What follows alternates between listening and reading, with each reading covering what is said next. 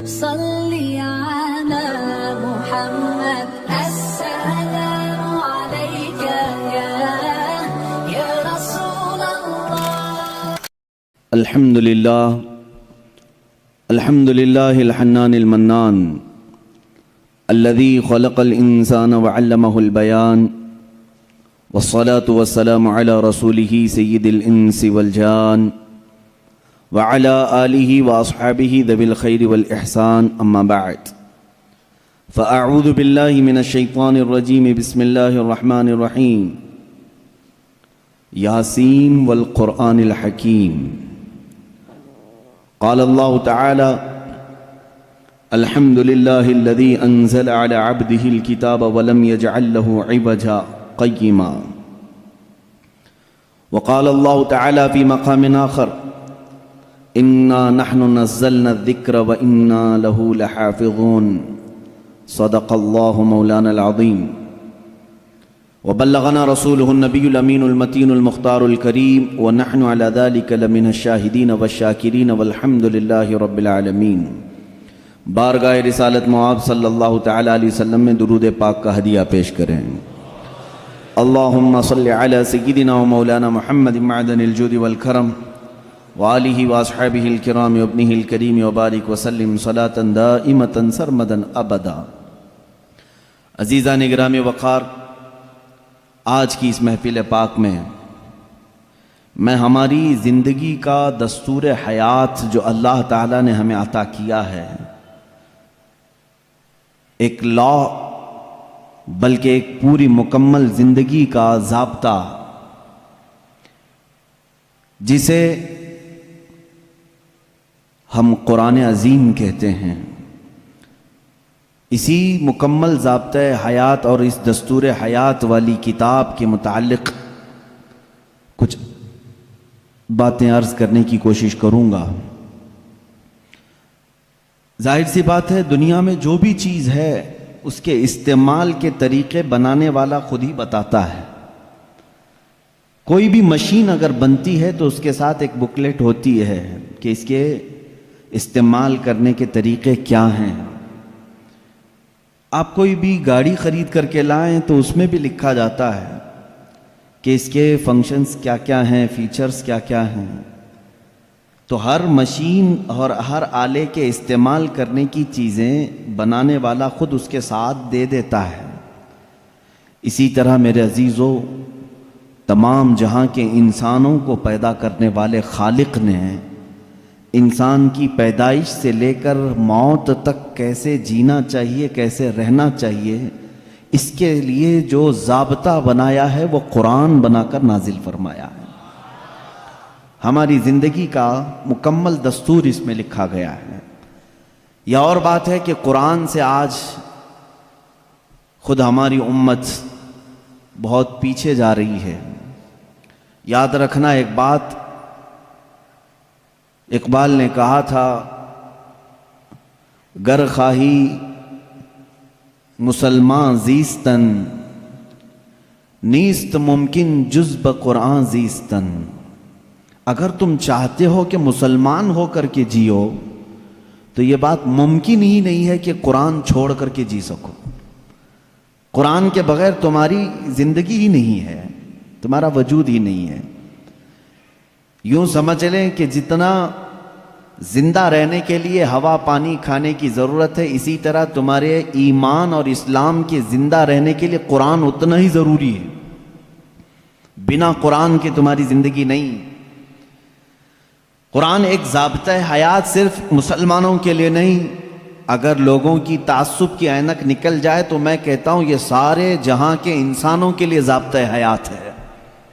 پورے دنیا کے انسانوں کے لیے، چاہے وہ آج کسی بھی دین سے تعلق رکھتے ہوں، ان سب کے لیے قرآن ضابطہ حیات ہے. قرآن بتاتا ہے جینے کے سلیقے کیا ہیں، کون سی چیز تمہارے جسم کو فائدہ پہنچا سکتی ہے، کون سی چیز نقصان پہنچا سکتی ہے. اب میں آپ کو بتاؤں، گاڑی کسی نے بنایا اور آ کر کے آپ مجھ سے سوال کر رہے ہیں اس گاڑی میں کیا ڈالوں. میں تو آپ سے یہی کہوں گا گاڑی بنانے والے سے پوچھو، وہ زیادہ بہتر جانتا ہے. عزیزان گرامی، آج یہی حال ہمارا ہے. ہمیں پوچھنا یہ چاہیے تھا کہ میرے جسم کا نظام کون سی غذاؤں سے بہتر چلے گا، اے مولا تو ہی بتا، اس لیے کہ تو نے مجھے بنایا ہے۔ اور اللہ سے پوچھنا ہو تو قرآن کھولنا ہوگا، اس مولا نے بہت پہلے ہی تمہیں سارے ضابطے بیان کر دیے۔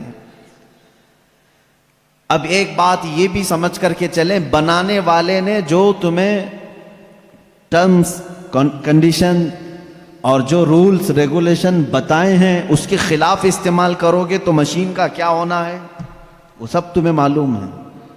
جا کر کے کار خرید کر کے لائے اور اس کے ساتھ بکلیٹ بھی ملی تھی، انہوں نے کہا تھا کمپنی والوں نے یہ کار پیٹرول سے چلتی ہے، ہو سکتا ہے آپ کے پاس پیسے زیادہ تھے، آپ نے کہا نہیں میں گھی ڈال کے چلاؤں گا، آپ نے پیٹرول کی بجائے کہا کہ نہیں میں تو مٹی کا تیل ڈالوں گا یا میٹھا تیل ڈالوں گا، کھانے والے تیل ڈالوں گا۔ اس گاڑی کا حشر کیا ہونا ہے وہ آپ کو معلوم ہے۔ کیوں؟ اگرچہ آپ کے دماغ میں گھی اور مہنگا ہے لیکن وہ مشین کے لیے سوٹیبل نہیں ہے۔ اسی طرح اے مسلمانوں، اے مومنوں، اللہ تبارک و تعالیٰ نے تمہارے جسم کو بنایا ہے، ایک ایک رگ کو، ایک ایک بال کو اس نے پیدا کیا ہے، وہ بہتر جانتا ہے کہ تمہارے جسم کے لیے کون سی چیز سوٹیبل ہے۔ اس کے بتائے ہوئے تعلیمات کو چھوڑ کر کے اگر تم دنیا کی سنو گے تو ظاہر سی بات ہے یہ ایسی ہی ہے جیسے بنانے والے کو چھوڑ کر کے دوسرے سب کے پاس جا رہا ہے آدمی۔ آپ سب دنیا کے اصول جانتے ہیں، پیٹ درد ہو، سر درد ہو، پیر درد ہو، کہیں پر بھی کچھ ہو جسم، تو آپ کسی کسان کے پاس بھی نہیں جاتے، انجینئر کے پاس بھی نہیں جاتے، حالانکہ کسان کھیتی باڑی بہت جانتا ہے، اسے جا کر پیٹ درد کیوں نہیں بتاتے، اسے کیوں نہیں کہتے کہ آپریشن کر دو، آپ کو معلوم ہے وہ پھوڑے سے آپریشن کرے گا۔ انجینئر کے پاس آپ نہیں جاتے اپنے جسمانی بیماریوں کو دکھانے کے لیے، اس لیے کہ آپ کو معلوم ہے امراض جسمانی سے جس کا تعلق ہے وہ ڈاکٹر ہوتا ہے، اسی سے پوچھنا چاہیے کیونکہ وہ ہمارے جسم پر ریسرچ کر چکا ہے۔ عزیزان گرامی وقار، دنیا میں یہ فارمولہ تم عمل کرتے ہو تو پھر یہ بات یہاں کیوں نہیں تسلیم کرتے کہ پوری باڈی کو، ہمارے پورے شریر کو، پورے جسم کو جس نے بنایا ہے ہم اسی سے اپنے متعلق کیوں نہ پوچھیں میری روح کس سے بڑھتی ہے، میرا جسم کس سے بڑھتا ہے، میرے دل کی دھڑکنیں کس سے قابو میں رہتی ہیں، مجھے کون سی چیز زبان کے اندر لینی ہے، کس چیز سے مجھے بچنی ہے۔ اسی لیے میرے عزیزو آج میں یہ کہنا چاہوں گا کہ جز بقرآن نیست ممکن زیستن، قرآن کو چھوڑ کر کے جینا بھی ممکن نہیں ہے، جینا بھی ممکن نہیں ہے ہمارے لیے، اس لیے کہ وہ خلاق کائنات نے پیدا کیا اور ساتھ میں تمہیں زندگی گزارنے کے اصول بھی بتا دی۔ میں قرآن کے سمندر میں جاؤں اگر اور آپ کو آج لے کر کے جاؤں تو شاید اس میں سے نکل بھی نہیں پائیں گے آپ۔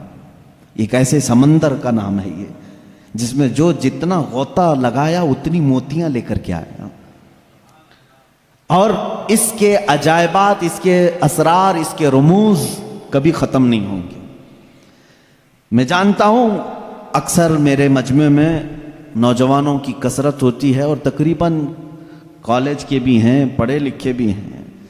میں سب سے کہوں گا آج اپنا سارا علم سمیٹ کے بیٹھو، اور میں آج تم سے مخاطب ہوں، آپ سے مخاطب ہوں۔ میں سارے علوم پر آج انشاءاللہ ڈسکس کرنے کی کوشش کروں گا، سارے نہیں جتنے میرے بساط کے مطابق ہیں۔ میں آج پہلے آپ کو یہ بتا دوں کہ قرآن اسلام کی روشنی میں ہمارے نظریے کے اعتبار سے پہلے اس کی تھوڑی سی تاریخ۔ قرآن جو ہے یہ لفظ عربی ہے، بار بار پڑھی جانے والی چیز کو قرآن کہا جاتا ہے، اور دنیا میں ایسی کوئی کتاب ہی نہیں جس کو سب سے زیادہ قرآن کے علاوہ پڑھا جاتا ہو، کوئی کتاب نہیں۔ اتنی زیادہ کثرت سے جس کی تلاوت ہوتی ہے دنیا میں ایسی کوئی کتاب ہے ہی نہیں، کوئی کتاب نہیں۔ احادیث رسول بھی نہیں، کیونکہ وہ تلاوت نہیں ہوتے، قرآن کی تلاوت ہوتی ہے۔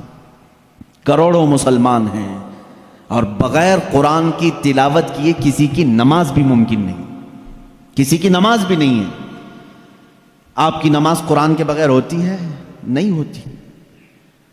تو کثرت سے تلاوت کرنے والی چیز کو قرآن کہا جاتا ہے، اسی لیے اس مصحف کو یعنی اس کتاب کا نام قرآن رکھا گیا۔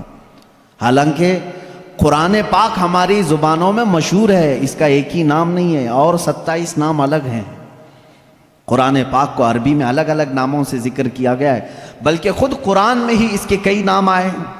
قرآن میں اللہ تعالیٰ نے اس کو فرقان بھی فرمایا، اسی کو تنزیل بھی فرمایا، اسی کو کتاب بھی فرمایا، اسی کو نور بھی فرمایا، اسی کا ایک نام شفا بھی ہے، اسی کا ایک نام رحمت بھی ہے، اسی کا ایک نام البیان بھی ہے، اسی کا ایک نام احسن الحدیث ہے، اسی کا ایک نام البرہان ہے، اسی کا ایک نام المیزان ہے، اسی کا ایک نام الامانہ ہے، اور اسی کا نام قرآن پاک بھی ہے۔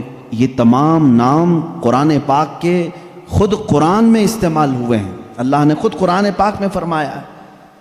کثیر نام ہے، اور ہر نام کی ایک الگ الگ وجہ ہے کہ کیوں اس کا نام یہ رکھا گیا۔ اب اندازہ کرو آپ کہ میں ایک ایک نام کی تشریح بیان کروں تو 27 دن تو اسی میں لگ جائیں گے کہ قرآن کے نام کیا کیا ہیں۔ ایک ایک نام قرآن کیوں کہا گیا، میں تو اس کی ایک مختصر وجہ بتایا نا، سب سے زیادہ پڑھی جانے والی چیز ہے، اس لیے اس کو کیا کہتے ہیں؟ قرآن۔ اسی طرح بیان، اللہ نے فرمایا ہر چیز کا اس میں بیان ہے، کچھ بھی نہیں چھوڑا گیا ہے، اس لیے اس کو بیان کہتے ہیں۔ تنزیل، اس لیے کہ یہ اتارا گیا ہے، اس لیے اس کو تنزیل کہتے ہیں۔ احسن الحدیث ہے، سب سے اچھی بات کو کہتے ہیں عربی میں، اور قرآن سے اچھی بات کوئی ہے نہیں، اس لیے اس کا نام احسن الحدیث ہے۔ اس کا ایک نام شفا ہے، اس لیے کہ اس کی آیتیں مریضوں پر پڑھو تو شفا ملتی ہے۔ اس کا نام ہدا ہے، اس لیے کہ اس میں ہدایت کی آیتیں ہیں، بھٹکا ہوا بندہ اگر پڑھ لے تو سیدھے راستے پر آ جائے۔ اس کا نام رحمت ہے، اس لیے کہ غم میں اگر کبھی بندہ اس کو پڑھ لے، بلکہ حضور اکرم صلی اللہ علیہ وسلم نے فرمایا اپنی میتوں پر سورہ یاسین پڑھو، ان پر رحمت ہوتی ہے۔ تو قرآن کا نام رحمت بھی ہے، اسی لیے قرآن کے اسماء اور قرآن کے ناموں کی تفصیل اپنا ایک الگ ٹاپک ہے۔ لیکن میں آپ کو بتاؤں، جس قرآن کو ہم نے ترک کیا ہوا ہے آج، اے میرے عزیز بچوں، آج کی محفل کے بعد میں سب سے کہوں گا، عہد کر کے اٹھنا کہ اے اللہ مجھے اس وقت تک موت نہ دے جب تک میرے سینے میں قرآن کا کوئی حصہ نہ آ جائے۔ اس لیے کہ رسول کریم صلی اللہ علیہ وسلم نے فرمایا، جس مسلمان کے سینے میں قرآن کا کوئی حصہ نہیں، حضور پاک صلی اللہ تعالیٰ علیہ وسلم نے فرمایا وہ قبرستان کی طرح ویران ہے۔ جس گھر میں قرآن کی تلاوت نہیں ہوتی وہ گھر ویران ہے، خراب۔ حضور اکرم صلی اللہ علیہ وسلم نے فرمایا وہاں سے فرشتوں کی دوری ہوتی ہے، اور شیاطین اور سرکش جنات ان کے گھروں میں بسیرا کرنے لگتے ہیں جن گھروں میں قرآن کی تلاوت نہیں ہوتی۔ قرآن کا ایک حصے سے مراد چند آیتیں، چند سورتیں بھی اگر تمہیں یاد ہیں، انشاءاللہ العزیز آپ اس کی فضیلت کے ساتھ قیامت کے دن شفاعت کے مستحق بھی ہوں گے۔ قرآن کا تھوڑا حصہ بھی اگر تمہارے سینے میں موجود ہے، اس لیے کہ اللہ کے حبیب صلی اللہ تعالیٰ علیہ وسلم سے صحابہ اکرام نے فرمایا، عرض کیا آقا دنیا سے جانے کے وقت سب سے اچھی چیز کیا لے کر کے جائیں اس دنیا میں؟ حضور پاک صلی اللہ علیہ وسلم نے فرمایا رب تعالیٰ کے نزدیک وہ بندہ دنیا میں لانے والی چیزوں میں سب سے بہتر ہے جو قرآن اپنے ساتھ لایا ہو۔ قرآن اپنے ساتھ لایا ہو مطلب کیا ہے؟ قبر میں یہ لکھا ہوا قرآن رکھ دیا آپ نے اور یہ سوچا کہ ہماری میت قرآن لے کر جا رہی ہے۔ میاں قرآن یہ ورقی قرآن نہیں کہہ رہا ہوں میں، قرآن وہ نفس قرآن جو لوح محفوظ میں ہے اور تمہارے دلوں میں اترا ہوا ہے، اس قرآن کی بات کر رہا ہوں۔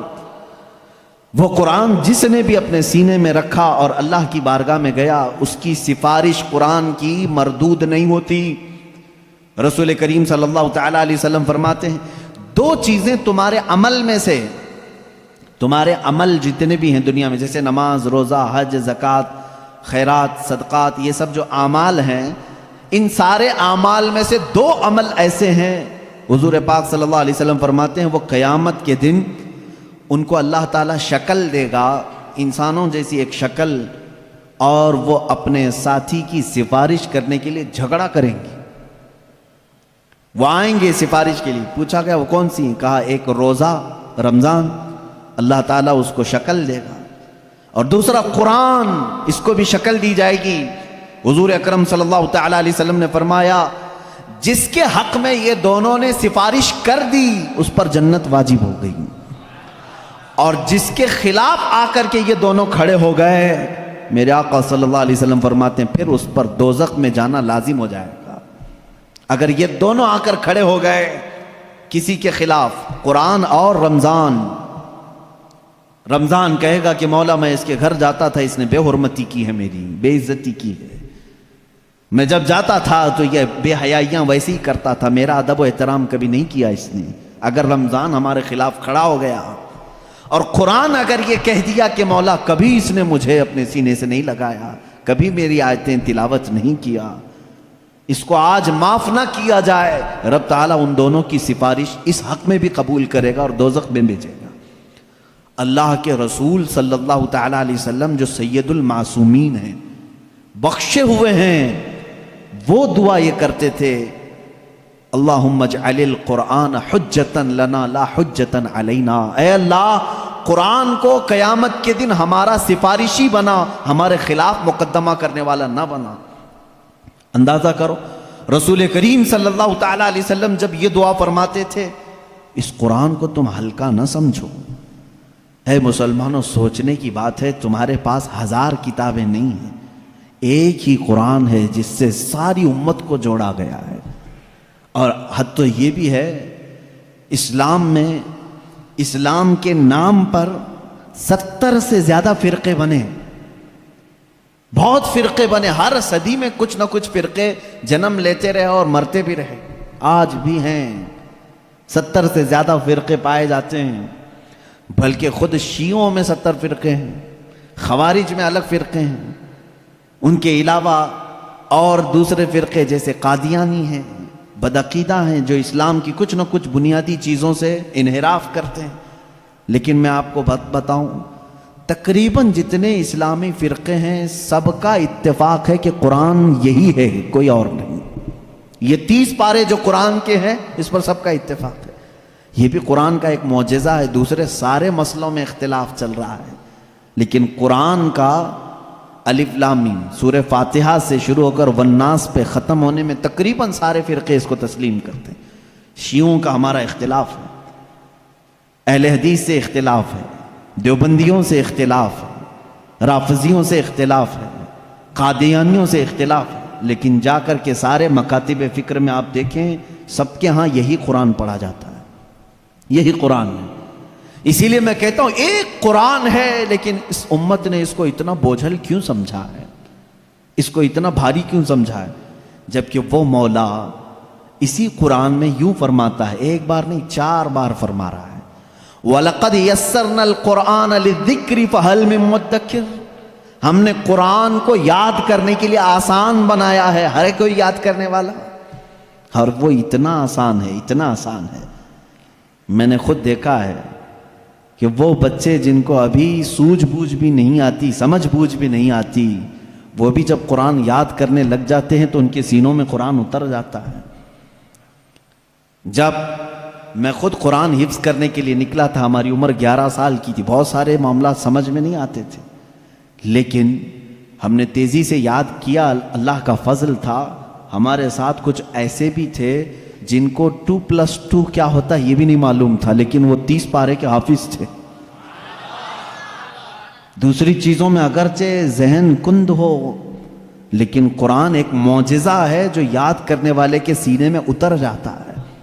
ہاں، یہ اس کے ساتھ نہیں جاتا جو اس کو بھاری سمجھتا ہے، جو اس کو بوجھل سمجھ کر کے چھوڑا اس کے ساتھ نہیں جاتا، اور جو اس سے محبت کیا اس کے سینے میں بہت آسانی سے اترتا ہے۔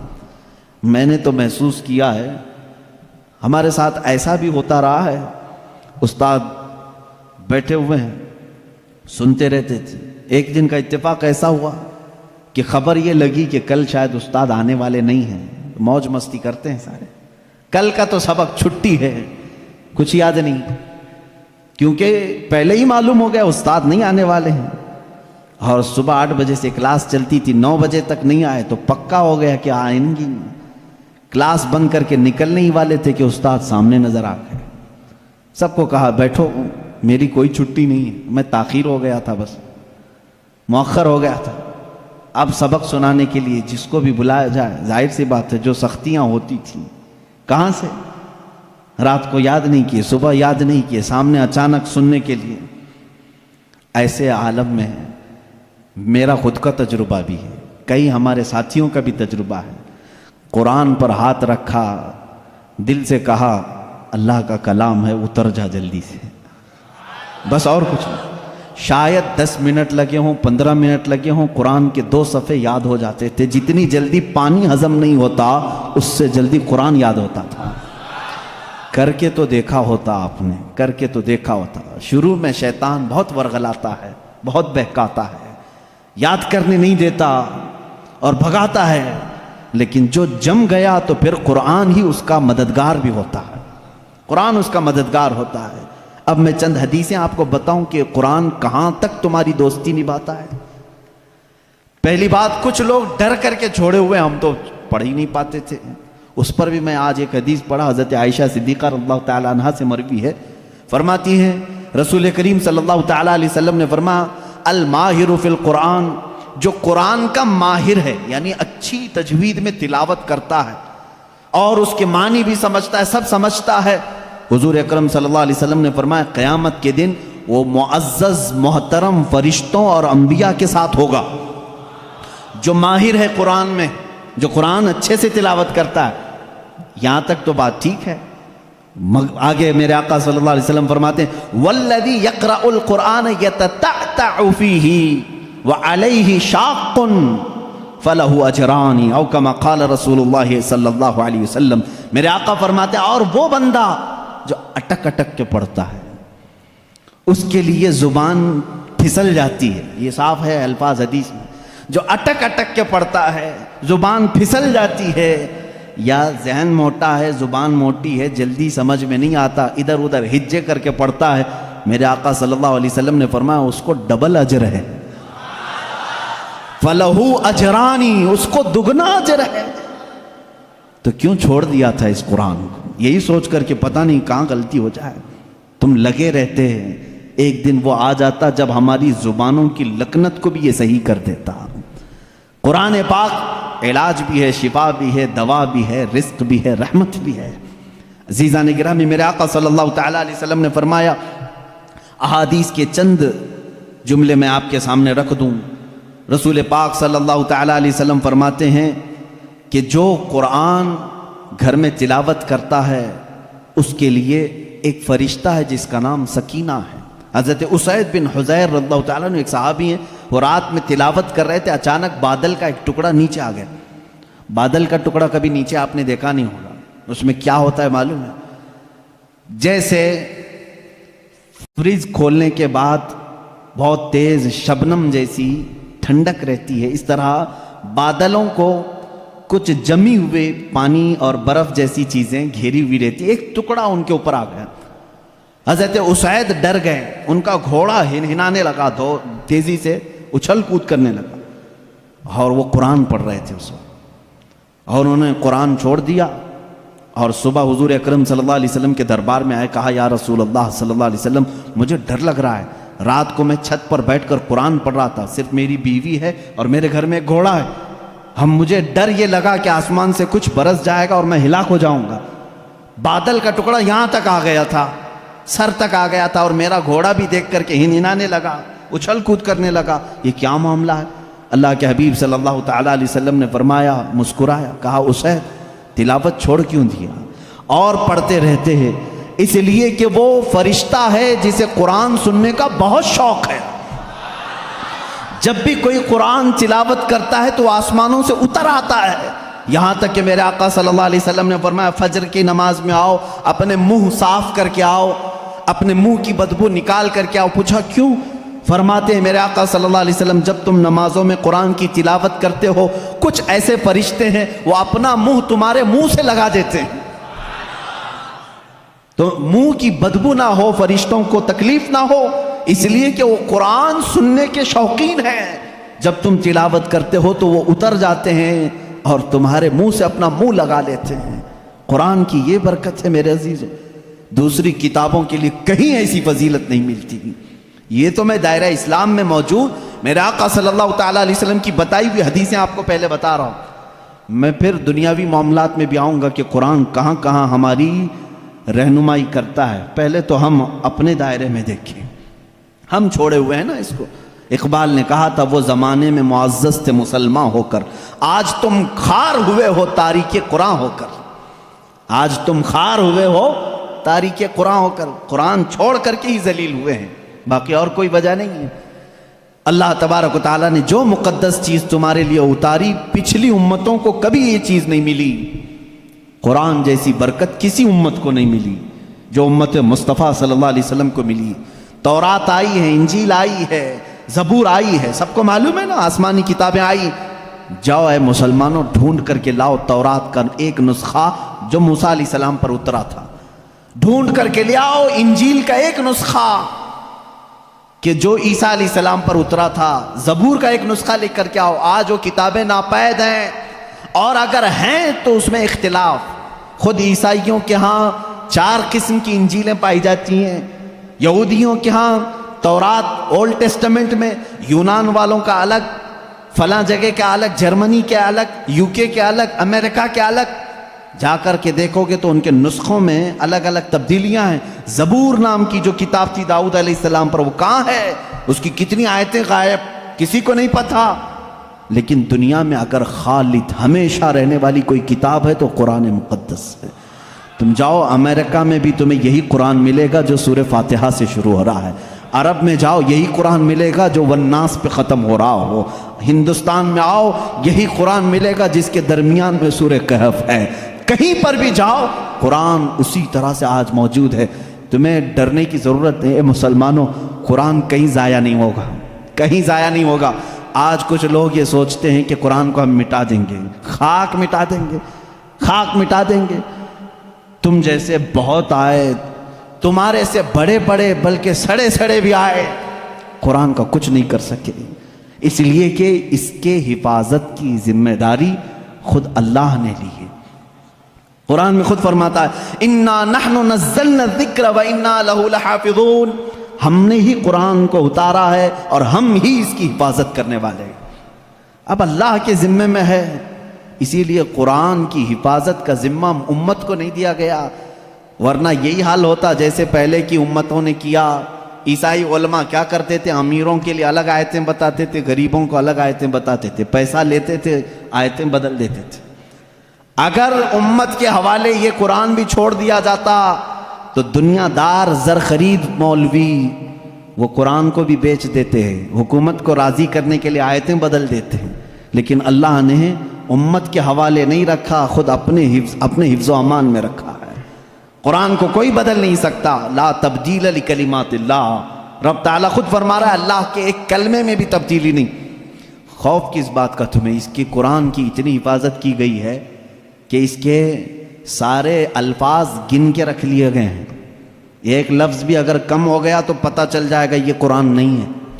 الفاظ تو دور کی بات ہے میرے عزیزو، اس کی صورتیں محفوظ ہیں، 114 صورتیں ہیں، اس میں ایک کم بھی نہیں ہوگی، زیادہ بھی نہیں ہوگی۔ ہم یہ سب محفوظ ہیں، جو عالم ہوگا، جو حافظ ہوگا، کروڑوں کی تعداد میں علماء بھی ہیں، وہ سب کو معلوم ہے، یعنی قرآن کی یہ باتیں جاننے والے علماء کی بات کر رہا ہوں، سب کو معلوم ہے کہ قرآن میں 114 صورتیں ہیں، 540 رکوع ہیں۔ اتنا ہی نہیں بلکہ اس کے جو ہے حرف بھی گن لیے گئے، آیتیں بھی گن لی گئی ہیں، 6666 آیتیں ہیں، حروف بھی گنے گئے ہیں، زبر بھی گنے گئے ہیں، زیر بھی گنے گئے ہیں، بلکہ اس کے نقطے بھی گن کے رکھے گئے ہیں، کہیں ایک نقطہ بھی کم نہیں کر سکو گے۔ اس قرآن کی اتنی جو حفاظت ہے، آج میں آپ کو بتاؤں، کبھی کسی نان مسلم کے پاس جاؤ اور اگر وہ تم سے یہ سوال کرے تو مسلمان ہے، اسلام ہی سچا دھرم ہے، کیا تمہارے پاس پروف ہے اس چیز کا؟ تم کیا کہو گے؟ حضور صلی اللہ تعالیٰ علیہ وسلم کے معجزے سناؤ؟ انکار کرے گا۔ میرے آقا صلی اللہ تعالیٰ علیہ وسلم نے چاند کے 2 ٹکڑے فرمائے، سورج کو پلٹا دیا، بہت سارے معجزے ہیں، وہ کہے گا میں نہیں مانتا ان چیزوں، وہ اس زمانے میں تھے، میں کہاں دیکھا ہوں۔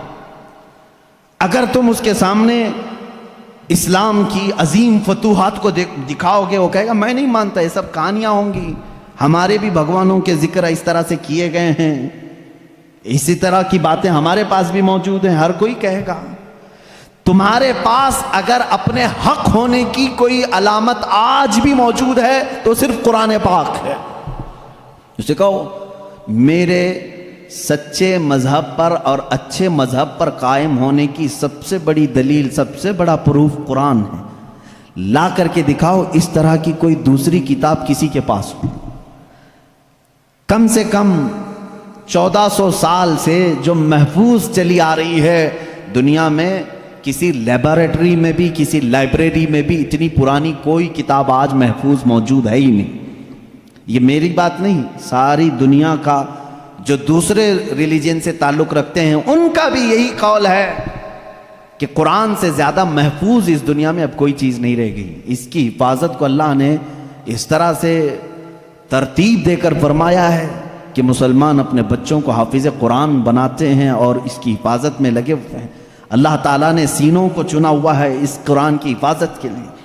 خیر میرے عزیزوں، احادیث کریمہ میں یہ ہے، حضور اکرم صلی اللہ تعالیٰ علیہ وسلم فرماتے ہیں قیامت کے دن ایک بندہ آئے گا جو قرآن تلاوت کرتا تھا، اس کے حساب کی باری آئے گی تو رب تعالیٰ اس سے فرمائے گا اقرأ القرآن وارتقی ورتل، اے بندے قرآن یہاں پر بھی پڑھ جیسے دنیا میں پڑھتا تھا، جیسے تو قرآن پڑھتا تھا یہاں پر بھی پڑھ.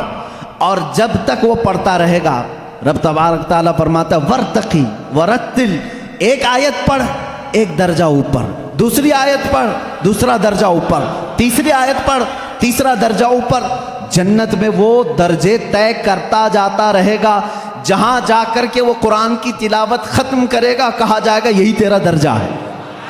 میرے آقا صلی اللہ تعالیٰ علیہ وسلم سے پوچھا گیا کہ کیا یہ قرآن جب تک وہ تلاوت کرتا رہے گا اس کے درجے بلند ہوتے رہیں گے؟ حضور اکرم صلی اللہ علیہ وسلم کی حدیث میں ہاں، میں نے جنت میں دیکھا ہے قرآن کی تلاوت کرنے والوں سے اوپر کسی کا درجہ آیا ہی نہیں، کیونکہ یہ تلاوت کرتے کرتے، کیونکہ جو کچھ بھی جنت حاصل کرنے کا آپشن ہے نا وہ دنیا میں ہی تو ہے.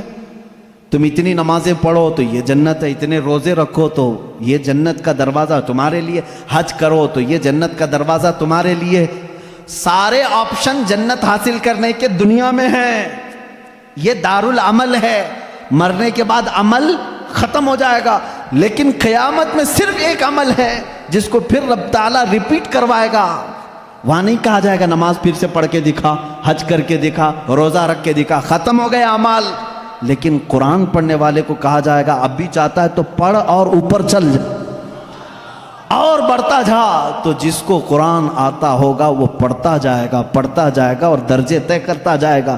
یہ فضیلتیں میرے آقا صلی اللہ تعالیٰ علیہ وسلم نے سنائی، اور یہ جو حدیثیں میں ذکر کر رہا ہوں متفق علیہ اور صحیح احادیث آپ کے سامنے ذکر کر رہا ہوں. یہاں تک کہ حضور اکرم صلی اللہ تعالیٰ علیہ وسلم کی ایک حدیث ہے، قیامت کے دن وہ بچے جنہوں نے قرآن کو اپنے سینے میں رکھا تھا وہ بلائے جائیں گے، اللہ کا کلام یاد کیا، تو جب وہ آئیں گے تو رب تبارک و تعالیٰ ان بچوں کو بعد میں فرمائے گا ان کے والدین کے سر پر پہلے تاج رکھا جائے. البس والداہ تاجن یوم القیامتی، رسول کریم صلی اللہ علیہ وسلم فرماتے ہیں قیامت کے دن ایسا تاج پہنایا جائے گا جس سے سورج کی روشنی بھی پھیکی پڑے. اہل محشر پوچھیں گے یہ کیا نبی ہیں، یہ صدیق ہیں، یہ کون ہیں؟ تو فرشتے کہیں گے نہ یہ نبی ہیں، نہ صدیق ہیں، نہ شہداء ہیں، بلکہ صرف ایک حافظ قرآن کے ماں باپ ہیں. صرف ایک حافظ قرآن کے ماں باپ ہیں. جب ماں باپ کو تاج پہنایا جا رہا ہے تو جس کے سینے میں قرآن تھا اس کو کیا کیا جائے گا؟ رب تعالیٰ اس کے لیے فرماتا ہے، میرے آقا صلی اللہ علیہ وسلم نے فرمایا اس حافظ قرآن کو بلایا جائے گا اور اس سے کہا جائے گا ایسے 10 لوگ تیرے خاندان کے جن پر دوزخ میں جانا واجب ہو گیا، ان کا ہاتھ پکڑ، صرف اس کی برکت سے میں ان کی جہنم کی سزا کو معاف کر کے تیرے ساتھ جنت عطا کروں گا. اس کی سفارش قبول کی جائے گی. لیکن یاد رکھیں میرے عزیزو، حافظ قرآن کی آیات پر عمل کرتا ہو، اس کا ادب بھی کریں، احترام بھی کریں. آج زمانے میں حفاظ قرآن کے ساتھ بہت ہی برے سلوک دیکھنے کو ملتے ہیں. یاد رکھنا قیامت کے دن وہ اس عذاب میں مبتلا ہوں گے جو قرآن کی بے حرمتی کرنے والے کا عذاب ہوگا، کیونکہ وہ حافظ قرآن کی بے ادبی کرتے ہیں. ہمارے بزرگان دین جو سلف صالحین ہیں، میں نے پڑھا بھی ہے بزرگان دین کا طریقہ تو یہ ہوتا تھا کہ اگر کوئی حافظ قرآن زمین پر بیٹھا ہے تو وہ کبھی اوپر نہیں بیٹھتے تھے. ہاں اگر وہ خود حافظ قرآن ہیں تو پھر دونوں کے معاملات ایک طرح کے ہیں. لیکن کوئی حافظ قرآن نہیں ہے اور کوئی حافظ نیچے بیٹھا ہے تو علماء بزرگان دین اس کو بے ادبی محسوس کرتے تھے. اللہ کا کلام سینے میں لے کر وہ نیچے ہے اور بغیر حفظ قرآن کیا ہوا اوپر بیٹھا ہے. اس کو بزرگان دین نے بے ادبی محسوس فرمائی. بہرحال قرآن ایک ایسا جامع نظام اللہ تعالیٰ نے تمہیں عطا کیا اور اس کی فضیلتیں میں نے بتائی. اور سب سے بڑی بات کیا ہے معلوم ہے؟ قرآن اللہ نے اتارا، آیتیں ساری چیزیں میرے آقا صلی اللہ علیہ وسلم پر اترتی رہیں. اس کی پہلی آیت جو اتری اقرا بسم ربک الذی خلق، غار حرا میں واقعہ آپ کو معلوم ہوگا. میرے آقا صلی اللہ تعالیٰ علیہ وسلم پہاڑ پر ایک غار ہے آج بھی مکہ کے کنارے، غار حرا اس کو کہتے ہیں، جبل نور. وہاں پر عبادت کے لیے جایا کرتے تھے. جبرائیل امین ایک رات آئے اور روایات یہ بتاتی ہیں کہ وہ 17 رمضان المبارک کی رات تھی. آ کر کے انہوں نے حضور اکرم صلی اللہ علیہ وسلم سے صرف اتنا کہا اقرا، پڑھو. آپ صلی اللہ علیہ وسلم نے فرمایا ما انا بقاری، میں نہیں پڑھنے والا. بعض بے وقوف اس کا ترجمہ یوں کرتے ہیں مجھے پڑھنا نہیں آتا. حضور اکرم صلی اللہ تعالیٰ علیہ وسلم کو پڑھنا نہیں آتا. آپ نے جبرائیل امین نے سینے سے سینہ لگایا اور پھر کہا اقرا، کہا پڑھو. میرے آقا صلی اللہ علیہ وسلم نے وہی جواب دیا. 4 بار اس طرح سے ہوا. چوتھی مرتبہ جو ہے جبرائیل امین نے صرف اقرا نہیں کہا. اقرا کا مطلب کیا ہوتا ہے؟ پڑھ، یا آرڈر ہے، آرڈر پڑھ. لیکن جبرائیل امین نے جب یہ کہا اقرا بسم ربک الذی خلق، پڑھ اس رب کے نام سے جس نے پیدا کیا، میرے آقا صلی اللہ علیہ وسلم نے پڑھنا شروع کیا. میرے آقا نے مزاج یہ بتایا اپنی امت کو کہ پڑھو وہی جو رب تک تمہیں پہنچا ہے، تعلیم حاصل کرو وہی جو رب کے نام سے شروع ہو یا رب تک تمہیں پہنچائے. یہ آیتیں یہاں سے شروع ہوئیں اور آیتیں جو ختم ہوئی ہیں اس میں اختلاف ہے. بعض علماء نے لکھا ہے کہ الیوم اکملت لکم دینکم، یہ آخری آیت تھی جو حجۃ الوداع میں میرے آقا صلی اللہ علیہ وسلم جب آخری حج میں تھے نازل ہوئی. بعض علماء اور مفسرین نے فرمایا اذا جاء نصر اللہ والفتح، یہ سورہ پڑھتے ہوں گے نا آپ نماز میں، یہ قرآن کی سب سے آخری سورہ نازل ہونے کے اعتبار سے. ایک بات ذہن میں رکھ لیں، نازل ہونے کی ترتیب الگ ہے اور پڑھنے کی آج ترتیب الگ ہے. قرآن آج جو پڑھا جاتا ہے اس کی ترتیب کیسے ہے؟ سورہ فاتحہ پہلے ہے الحمدللہ، اس کے بعد سورہ بقرہ ہے، اس کے بعد سورہ آل عمران ہے، اس کے بعد سورہ نساء ہے، اس کے بعد سورہ مائدہ ہے، اس کے بعد سورہ انعام ہے، پھر سورہ اعراف ہے. اس طرح سے یہ سورتیں چلی اور ختم کہاں پہ ہوئی؟ سورہ والناس، قل اعوذ برب الناس ملک الناس پڑھتے ہیں نا، یہ آخری سورہ. یہ پڑھنے کی ترتیب ہے لیکن نازل ہونے کی جو ترتیب ہے وہ الگ ہے. پہلے آیتیں نازل ہوئی تھی 5. یہ باتیں میں کیوں بتا رہا ہوں، یہ لاسٹ میں آپ کو خود سمجھ میں آ جائے گا. ذہن میں اتنا رکھ لینا، سب سے پہلے کون سی آیتیں نازل ہوئی؟ اقرا بسم ربک الذی خلق. آج بھی جب بچوں کی بسم اللہ خوانی ہم کراتے ہیں تو یہی آیتیں پڑھاتے ہیں. بچے کو سب سے پہلے یہی پڑھاتے ہیں. 5 آیتیں میں پڑھ بھی دیتا ہوں. اقرا بسم ربک الذی خلق، خلق الانسان من علق، اقرا وربک الاکرم الذی علم بالقلم، علم الانسان ما لم يعلم. یہ 5 آیتیں ہیں جو سب سے پہلے میرے آقا صلی اللہ علیہ وسلم پر نازل ہوئی. جبرائیل امین لے کر آتے تھے، حضور اکرم صلی اللہ علیہ وسلم کو سناتے تھے. یہ قرآن کی ابتدا ہے اور 23 سال تک نازل ہوتا رہا. 23 ایئرس، 23 سال تک نازل ہوتا رہا. آخر میں کون سی آیتیں نازل ہوئی؟ ایک تفسیر کی روایت کے مطابق اذا جاء نصر اللہ والفتح ورأیت الناس يدخلون فی دین اللہ افواجا فسبح بحمد ربک واستغفرہ انہ کان توابا. یہ 2 چیزیں ذہن میں رکھو. اقرا سب سے پہلے، سورہ اذا جاء نصر اللہ سب سے آخر. یہ قرآن کے نزول کا زمانہ میں آپ کو بتاؤں 23 سال تک نازل ہوئی. آپ کو میں بتاؤں قرآن اتنی فصیح زبان میں ہے. فصیح کا مطلب لٹریچر جس کو کہتے ہیں. جیسے ایک اردو ہے جو ہم اور آپ بول، یہاں ہبلی کی زبان ہوتی ہے، اس کو فصیح اردو نہیں کہتے، لکھنؤ والے فصیح اردو بولتے ہیں. آپ کیسے اب ہم ظاہر سی بات ہے میں تقریر جو کر رہا ہوں ہو سکتا ہے یہ اردو الگ ہے، ہبلی والی اردو الگ ہے۔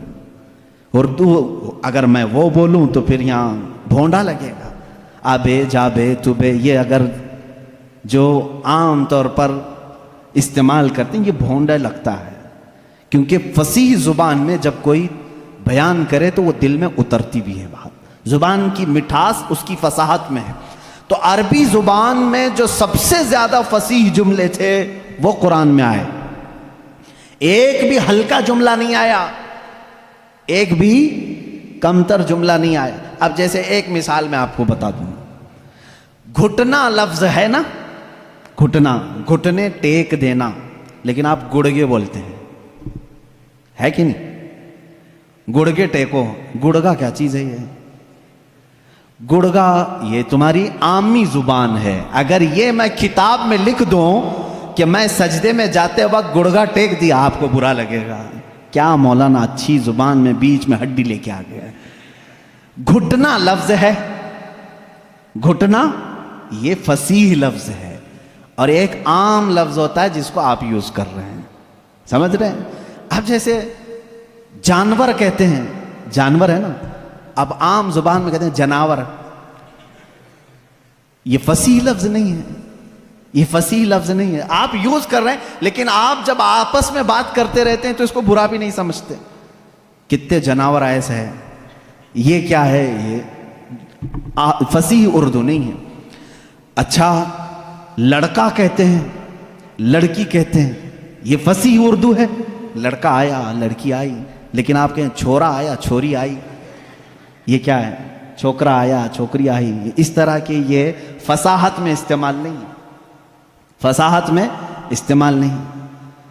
تو ایسی بہت ساری چیزیں ہیں اردو میں آپ کو سمجھا رہا ہوں، جو فصیح ہوتا ہے وہ لٹریچر ہے، اچھی زبان، اور قرآن پورا کا پورا فصیح عربی میں نازل ہوا ہے، ایک حرف بھی ایسا نہیں ہے جو عام لوگ یوز کرتے ہوں، ایک حرف بھی ایسا نہیں، اور صرف قرآن ہی اس طرح ہے، اور اسی وجہ سے اللہ رب العزت نے چیلنج پہ چیلنج کیا ہے قرآن پاک میں۔ چیلنج کس کو کہتے ہیں معلوم ہے نا آپ کو؟ لا کر کے دکھاؤ، اللہ تعالیٰ نے 4 جگہ پر چیلنج فرمایا۔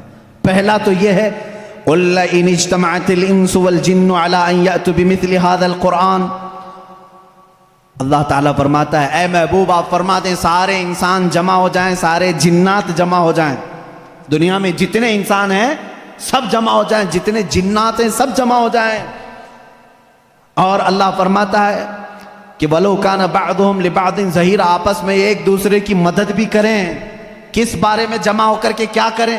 عَلَىٰ أَن يَأْتُوا بِمِثْلِ هَذَا الْقُرْآنِ، اس قرآن کی طرح ایک اور کتاب لا کر کے دکھائیں۔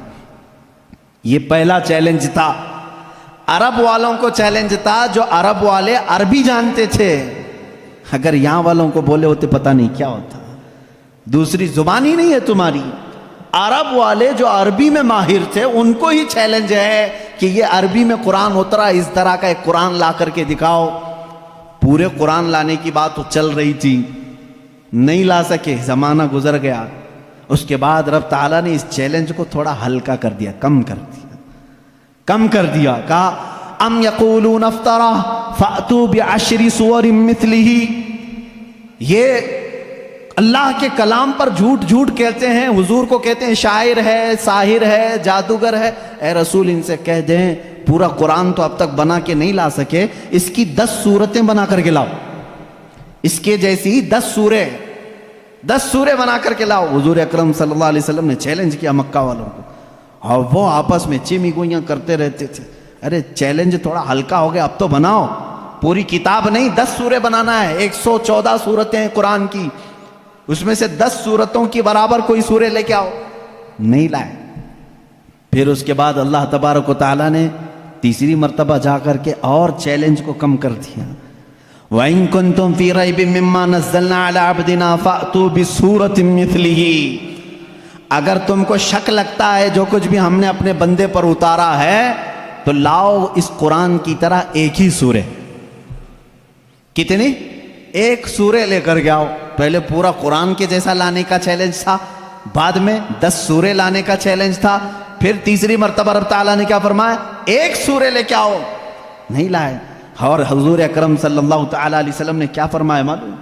ایک سورہ جب وہ نہیں لاگے، اس زمانے میں کیا ہوتا تھا، کمپٹیشن ہوتا تھا شعر و شاعری کا، مشاعرے ہوتے ہیں نا، اچھا شعر کس کا ہے اس کو انعام دیا جائے.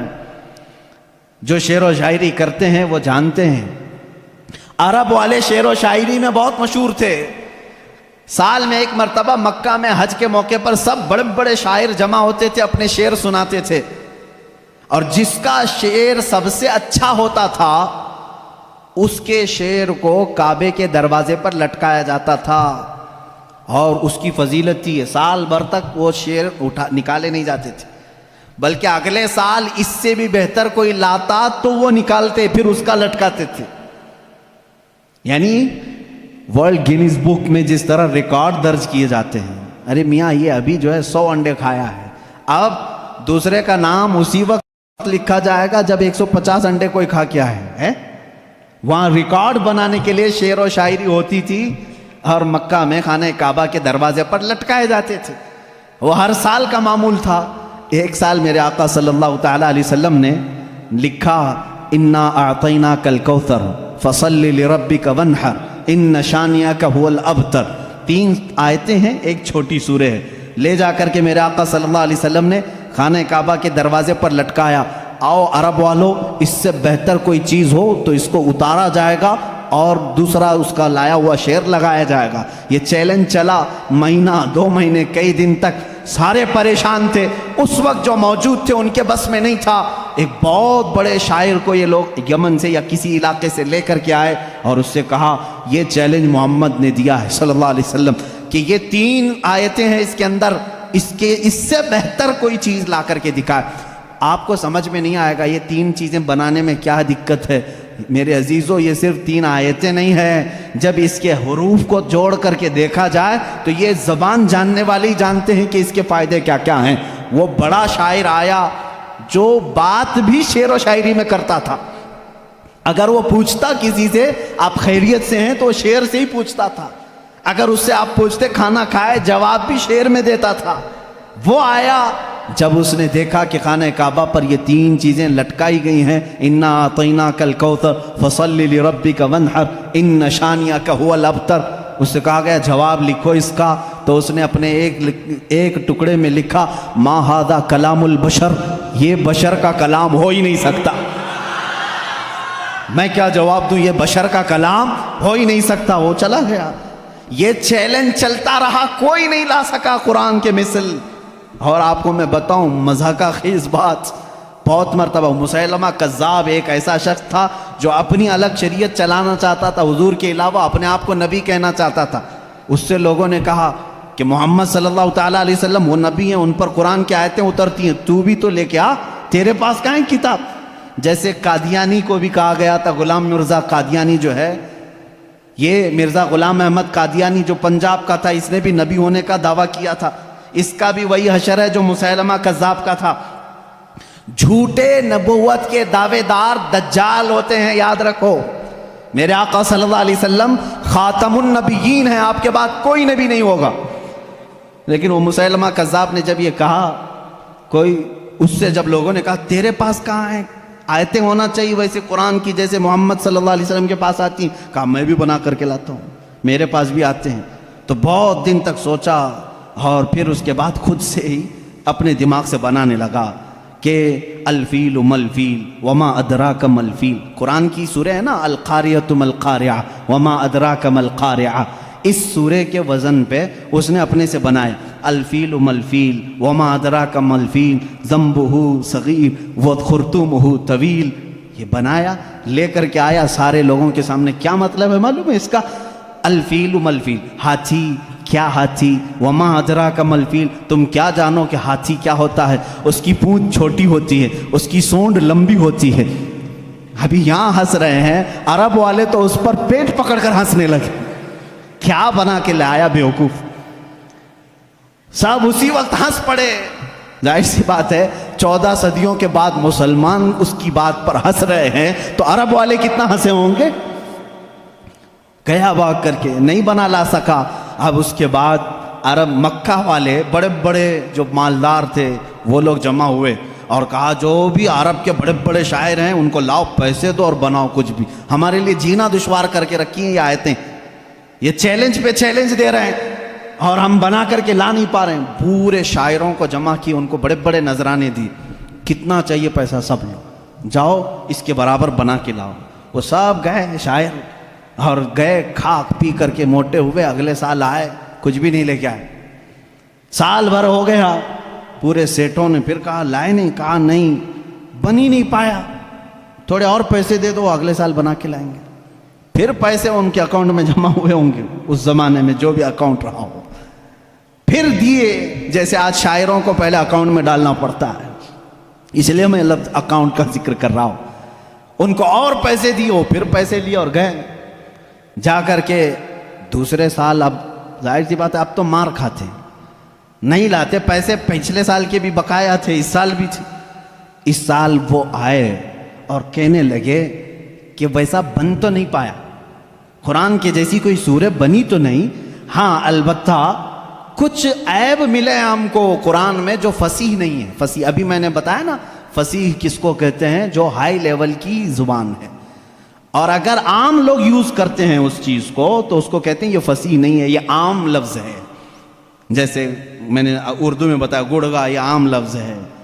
انہوں نے کہا 4 لفظ ہم کو ایسے ملے ہیں جو عربی گرامر کے حساب سے فٹ نہیں بیٹھتے، عربی گرامر میں ایسا یوز نہیں ہوتا۔ انگلش کے گرامر توڑ کر کے اگر بولو گے تو انگریز ہنسیں گے، ہمارے گرامر توڑ کر کے بولو گے ارے لڑکی بہت اچھا تھا، آپ ہنسیں گے، یہ گرامر میں نہیں بیٹھتا ہے نا۔ اسی طرح ان شاعروں نے کہا 4 لفظ قرآن میں ایسے ملے ہیں جو گرامر سے ہٹے ہوئے ہیں۔ کہا چلو یہ بھی بڑی بات ہے، یہ بھی بڑی بات ہے، تم بنا کر کے نہیں لائے لیکن قرآن کے کچھ ایسی چیزیں ڈھونڈ کے تو لائے ہو جو قرآن میں عیب ہے۔ کہا جلدی بتاؤ کیا ہے؟ کہا 4 چیزیں ہیں۔ توجہ چاہتا ہوں میرے عزیز، یہ ذہن میں رکھنا، حضوا ایک لفظ آیا ہے۔ ان جاہلوں نے کہا، وہ شاعروں نے، بڑے بڑے شاعر تھے، حضوا نہیں یوز کرتے عربی میں، استہزاء، یعنی مذاق کے لفظ کو کیا کہتے ہیں عربی میں؟ استہزاء، لیکن قرآن میں حضوا یوز ہوا۔ تو انہوں نے کہا حضوا یہ عام لفظ ہے، یہ ایسا نہیں یوز ہونا چاہیے تھا۔ کہا دوسرا کیا ہے جلدی بتاؤ؟ کہا کبیر بڑے کو کہتے ہیں لیکن قرآن نے اس کو کبار کہا ہے۔ کبار کون یوز کرتا ہے؟ ان شاعروں نے کہا کبار یہ گرا ہوا لفظ ہے، کبیر یوز کرتے ہیں، اچھے لوگ جو ہیں وہ کبیر یوز کرتے ہیں، کبار نہیں۔ 2 لفظ ہوئے، حضوا، کبار۔ پھر تیسرا لفظ انہوں نے کہا لشیئن آتا ہے، لشیئن یہ گرامر کے حساب سے فٹ بیٹھتا ہے، لیکن قرآن نے لشیئن کہا پیش کے ساتھ، یہ بھی گرا ہوا۔ پھر کہا اچھا اور کیا ملا؟ کہا عجیب ہوتا ہے، جیسے کوئی بھی عجیب چیز کو دیکھتے ہیں عربی میں بھی اس کو عجیب کہتے ہیں، عجیب، لیکن قرآن نے اس کو عجاب کہا ہے۔ عجاب یہ گرا ہوا لفظ ہے، عجاب کہاں آتا ہے؟ یوز نہیں ہوتا عرب میں۔ تو یہ سیٹھ لوگ بڑے خوش ہو گئے، چلو کچھ تو کمیاں ڈھونڈ کے لائے ہیں 2 سال کی محنت کے بعد، چلو محمد صلی اللہ علیہ وسلم کے پاس آئے، کہا ہے محمد صلی اللہ علیہ وسلم آپ کے چیلنج کو ہم نے ایکسیپٹ کیا، صورتیں تو نہیں لائے لیکن تمہارے قرآن میں 4 ایسی باتیں ہیں جو فصیح نہیں ہیں، عام ہیں، گرامر سے گری ہوئی ہیں۔ حضور صلی اللہ تعالیٰ علیہ وسلم نے پوچھا بھی نہیں کیا ہے کیا نہیں، کہا میں تم سے بات نہیں کروں گا، تم سے بات نہیں کروں گا، تم اور میں ہوں نا، ہمارے دونوں کے بیچ میں کوئی ایک بڑا فیصلہ کرنے والا ہونا چاہیے۔ کون طے کرے گا؟ کون طے کرے گا کہ یہ عربی گرامر کے حساب سے فٹ بیٹھتے ہیں کہ نہیں بیٹھتے ہیں، فصیح ہے کہ غیر فصیح ہے؟ تو حضور صلی اللہ تعالیٰ علیہ وسلم نے یہ فیصلہ بھی ان کے ہی حوالے کر دیا، جاؤ تم ہی ڈھونڈ کے لاؤ کوئی ایسا بڑا آدمی جو میرے اور تمہارے درمیان فیصلہ کرے گا۔ تو انہوں نے کہا ٹھیک ہے ڈھونڈتے ہیں۔ ڈھونڈ کر کے جانتے ہو کس کو لائے ہو؟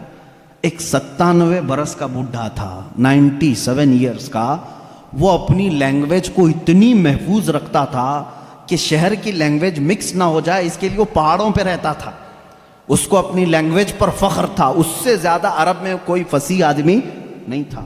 اگر اس کی طرف سے کوئی بات آئی تو پورے عرب میں وہ قانون بن جاتی تھی، یہ لینگویج بہت فصیح ہے، فلاں بوڑھا جو 97 سال کا وہ بولتا ہے۔ تو یہ لوگ گئے سارے سیٹھ اور شاعر اس کے پاس گئے، کہا ہمارے اور محمد صلی اللہ علیہ وسلم کے درمیان میں ایک مقدمہ ہے، آپ کو فیصلہ کرنا ہے۔ انہوں نے کچھ بتایا ہی نہیں تھا کیا ہے کیا نہیں ہے۔ اس بوڑھے کو منا لیا اور وہ بوڑھا اتر کے آیا، پہاڑوں سے اتر کر کے حضور کے پاس آئے۔ اب فیصلہ ہونا تھا۔ اب توجہ چاہتا ہوں، 4 لفظ ہے نا، حضوا، کبار، لشیء، عجاب، یہ 4 ورڈ ہیں، ان کا دعویٰ تھا۔ اس بوڑھے کو لے کر کے آئے فیصل بنا کر کے۔ حضور صلی اللہ علیہ وسلم کے پاس جب وہ آیا تو حضور بیٹھے ہوئے تھے، اور عرب میں بڑے لوگ آتے ہیں تو کھڑے ہو کر کے استقبال کرتے تھے۔ حضور اکرم صلی اللہ علیہ وسلم نے نہیں استقبال کیا، اٹھے ہی نہیں، آپ بیٹھے رہے۔ وہ بوڑھا آیا، دیکھتا رہا، اور اس کے بعد آ کر کے اپنی جگہ بیٹھ گیا۔ حضور کھڑے ہو گئے۔ وہ جب بیٹھا حضور کھڑے ہو گئے، وہ بچک کر کے پھر کھڑا ہو گیا۔ بوڑھا تھا، حضور صلی اللہ علیہ وسلم بیٹھ گئے، پھر وہ بھی بیٹھا۔ تھوڑی دیر وہ ادھر بیٹھا تو میرے آقا صلی اللہ علیہ وسلم نے فرمایا نہیں نہیں نہیں، ادھر آ کے بیٹھو۔ اس کو اٹھایا، پھر ادھر بیٹھایا۔ تھوڑی دیر ابھی وہ بیٹھا تھا، پھر حضور نے فرمایا یہاں نہیں، ادھر آ کے بیٹھو، ادھر ہی ٹھیک تھا۔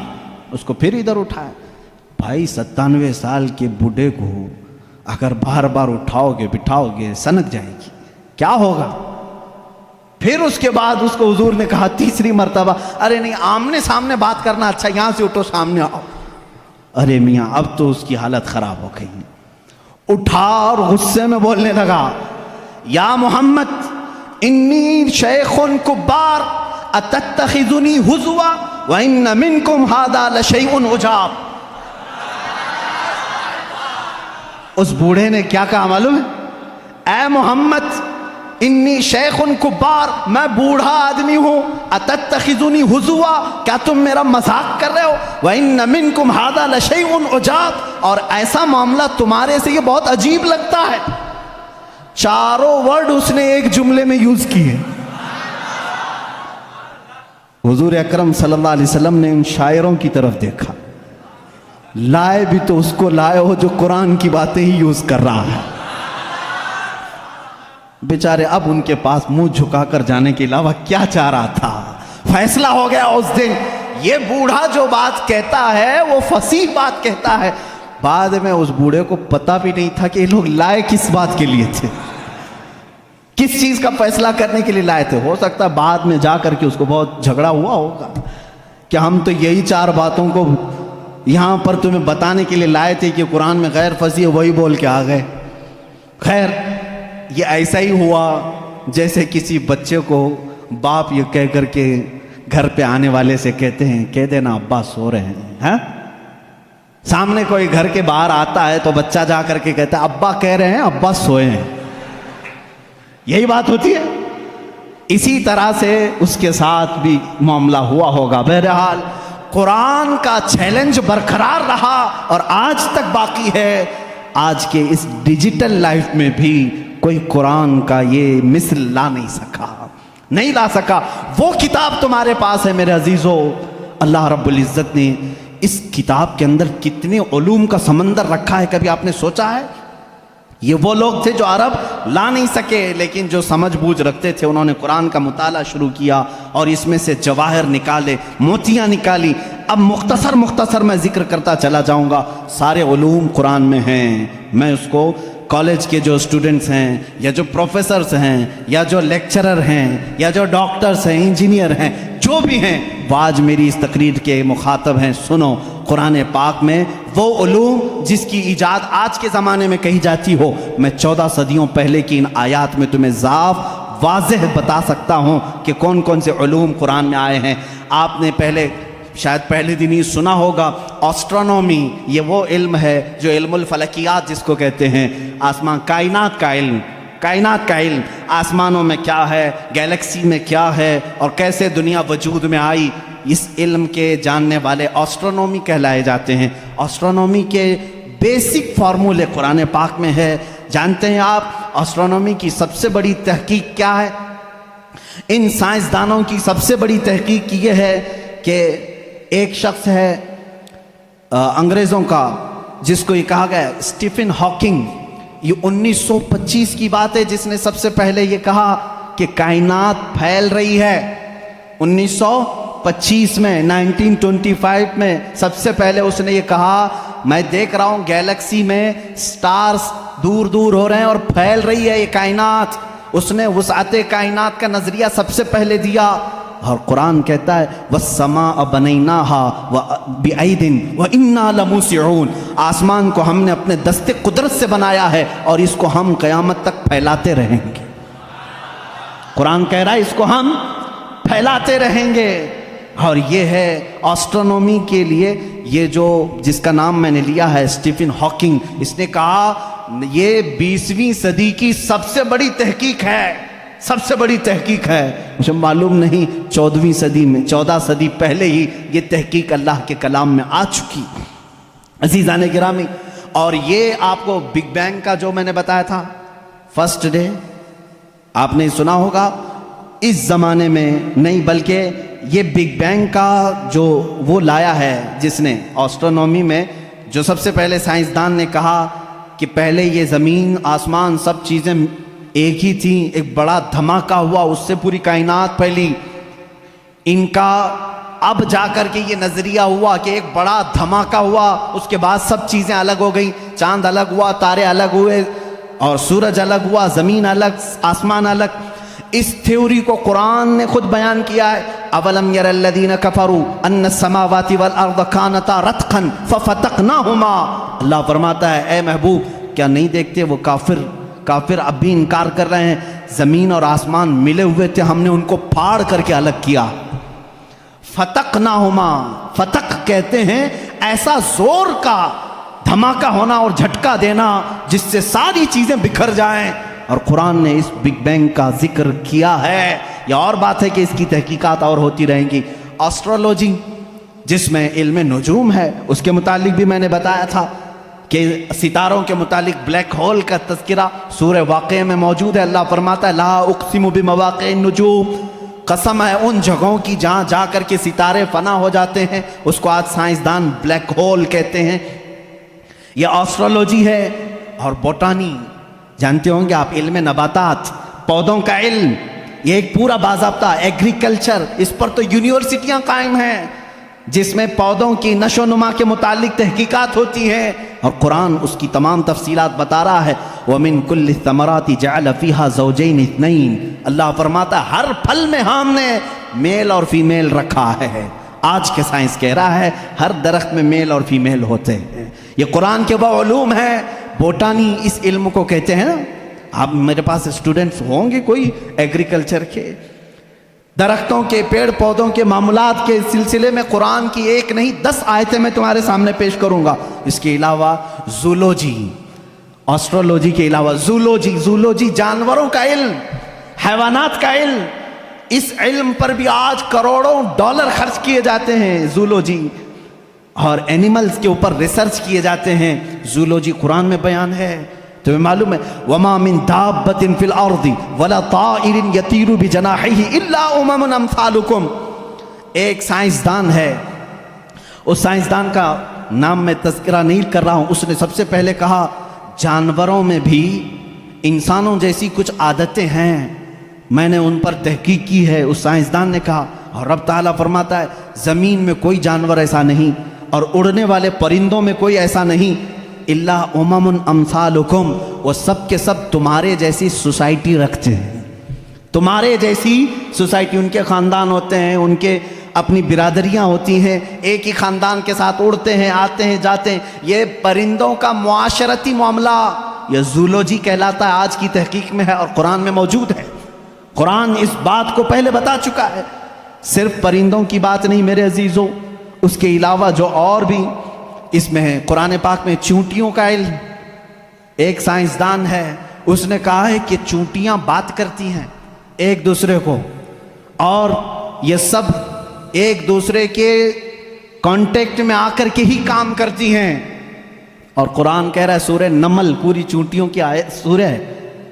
اللہ تعالیٰ فرماتا حتیٰ اذا اتوا علی واد النمل قالت نملۃ یا ایھا النمل ادخلوا مساکنکم. جب سلیمان علیہ السلام اپنے لشکر کے ساتھ سے گزر رہے تھے تو ایک چونٹیوں کی وادی کے پاس آپ آئے, تو اللہ فرماتا ہے چونٹیوں کی جو بڑی سردار تھی اس نے ساری چونٹیوں سے کہا یا ایھا النمل ادخلوا مساکنکم، اے چونٹیوں جلدی جلدی اندر داخل ہو جاؤ، کہیں سلیمان علیہ السلام کا لشکر تمہیں بے خبری میں روند نہ جائے۔ چونٹی بات کر رہی ہے اپنے تمام افسروں کو یا اپنے سپاہیوں کو، اور یہ قرآن کہہ رہا ہے، اور آج اس پر ریسرچ کرنے والے کو بہت بڑا انعام بھی دیا گیا ہے کہ چونٹیاں بات کرتی ہیں۔ یہ زولوجی میں آتا ہے، جانوروں پر ریسرچ کرنے والے۔ شہد کی مکھی پر ایک بندہ ہے جس نے ریسرچ کیا اور اس کو نوبل انعام ملا ہے، نوبل پرائز ملا ہے۔ اس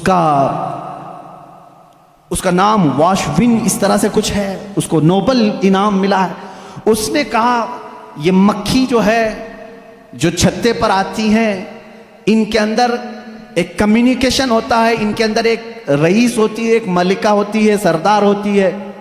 پہلے کے جو کتابیں ہیں، شیکسپیئر کی کتابیں مشہور ہیں لٹریچر میں انگلش کے، شیکسپیئر کی کتابوں میں شہد کی مکھی کو مذکر بیان کیا گیا ہے، جیسے اس کے بہت سارے سپاہی ہوتے ہیں، ایک اس میں سردار ہوتا ہے مکھیوں میں۔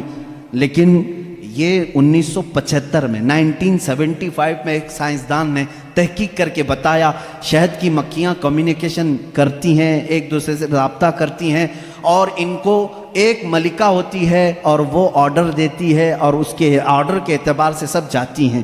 اور قرآن میں دیکھو رب تعالیٰ فرماتا ہے وَأَوْحَى رَبُّكَ إِلَى النَّحْلِ أَنِ اتَّخِذِ مِنَ الْجِبَالِ وَمِنَ الشَّجَرِ بُيُوتًا فَاسْلُكِي سُبُلَ رَبِّكِ ذُلُلًا يَخْرُجُ مِن بُطُونِهَا شَرَابٌ مُخْتَلِفٌ أَلْوَانُهُ فِيهِ شِفَاءٌ لِلنَّاسِ۔ اللہ فرماتا ہے تمہارے رب نے شہد کی مکھی کو یہ علم دیا ہے، اور شہد کی مکھی کا جو ورڈ یوز ہوا ہے عربی میں وہ مؤنث یوز ہوا ہے۔ اللہ قرآن میں فرماتا ہے مکھا نہیں مکھی۔ اب تک کہتے تھے کہ مکھی کا جو مذکر ہے وہ اس پہ سب چھتے پر لا کر جمع کرتے ہیں۔ 1975 میں زولوجی اس علم کی تحقیق کرنے والے ماہر سائنسدان نے بتایا نہیں، ساری مکھیاں اس میں سے جو رئیس ہوتی ہے وہ بھی مؤنث ہوتی ہے، اس کے جتنے افسر ہوتے ہیں وہ بھی مؤنث ہوتے ہیں۔ قرآن اس میں مؤنث کے صیغے استعمال کر کے فرما رہا ہے شہد کی مکھی رئیس اپنے ہم نواؤں سے کہتی ہے جاؤ پھولوں کو چوز کر کے لاؤ، وہ آرڈر دیتی ہے اور اس کے بعد وہ لا کر کے اپنے تھوک کو جمع کرتی ہیں۔ اب یہ بھی اس نے 1975 میں یہ بھی ایجاد کیا شہد کہاں سے نکلتا ہے، شہد کہاں سے نکلتا ہے۔ تو بعض لوگوں نے کہا وہ تھوک دیتی ہے منہ میں سے، اب تک تو یہی معلوم تھا تھوک دیتی ہے۔ کچھ لوگوں نے کہا نہیں وہ اپنے فضلات خارج کرتی ہے، جیسے پیشاب پخانہ ہوتے ہیں اس طرح سے وہ نکال دیتی ہے۔ 1975 میں ایک سائنسدان نے کہا نہیں، اس کی بیلی میں سے، بیلی فیٹ جو ہوتا ہے پیٹ کی چربی یہاں سے نکلتا ہے۔ رب تعالیٰ فرما رہا ہے یخرج من بطونها، ہم شہد اس کے پیٹ کی چربی سے نکالتے ہیں۔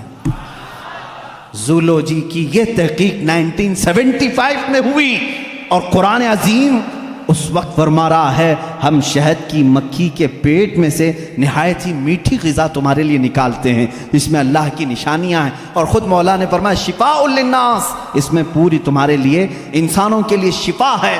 اور اتنا ہی نہیں میرے عزیزوں، یہ ڈنک مارے تو زہر ہے، لیکن اپنے شہد کے چھتے میں جا کر چھوڑ دے اپنے پیٹ کی غذا تو دنیا کی سب سے عظیم غذا ہے۔ ایک ہی چیز میں دو چیزیں ہیں، اور اس کے علاوہ جانوروں پر بہت سارے کہ اللہ تعالیٰ فرماتا افلا ينظرون الى الابل کیف خلقت، تم نہیں دیکھتے کہ اونٹوں کو اللہ نے کیسے پیدا کیا۔ تو زولوجی کے سے تعلق رکھنے والے اسٹوڈنٹ سے میں کہتا ہوں اونٹوں کی پیدائش پر تم بھی ریسرچ کرتے ہوں گے۔ آج تقریباً یہ کالجوں میں پڑھایا گیا ہے زولوجی کے اسٹوڈنٹس کو کہ تمام مخلوقات میں اونٹ کی تخلیق ایک سب سے الگ ہے، اس لیے کہ اس کے اندر ایسا مادہ ہے 1 مہینے تک بغیر کھائے پیے زندہ رہتا ہے، پانی جمع کر لیتا ہے، اور رب تعالیٰ فرما رہا ہے سارے جانوروں میں اس کی تخلیق الگ کی گئی ہے، تم نہیں دیکھتے اونٹوں کی طرف۔ قرآن پاک میں زولوجی کا ایک پورا چیپٹر مجھے الگ کر کے آپ کو بتانا پڑے گا، بہت ساری چیزیں، پرندوں کا علم، چونٹیوں کا علم، حتیٰ کہ اللہ تعالیٰ نے مکڑی کے متعلق بھی بیان فرمایا، مکڑی کا جالا اتخذت بیتا وان اوہن البیوت لبیت العنکبوت۔ اللہ فرما رہا ہے دنیا کے گھروں میں سب سے کمزور گھر مکڑی کا ہوتا ہے۔ آج تحقیق تقریباً 1950 یا 60 کے بیچ میں ایک سائنسدان نے کہا کہ مکڑی جانوروں میں سب سے کمزور دل والی ہوتی ہے، اس لیے کہ یہ اپنے نر کو ہی مار دیتی ہے، اور قرآن کہہ رہا ہے اتخذ وَإِنَّ أَوْهَنَ الْبُيُوتِ، بلکہ اللہ فرما رہا ہے سب سے کمزور گھر مکڑی کا ہوتا ہے اور سب سے کمزور دل بھی اس کا ہوتا ہے۔ یہ زولوجی کے چیپٹرز ہیں، اگر اس کے بعد اور تھوڑا سا نکلو گے تو پھر میں اگر آپ کو آگے لے جاؤں میڈیسن کے بارے میں قرآن نے کیا کیا کہا ہے، بہت بڑا ایک طویل چیپٹر ہے میڈیسن، دوائیوں کے متعلق قرآن میں پورا علم موجود ہے۔ شہد کو ہی لے کر کے آج ریسرچ ہوئے ہیں، شہد کے اندر اللہ نے فرمایا فیہ شفاء للناس، اس میں لوگوں کے لیے شفا ہے۔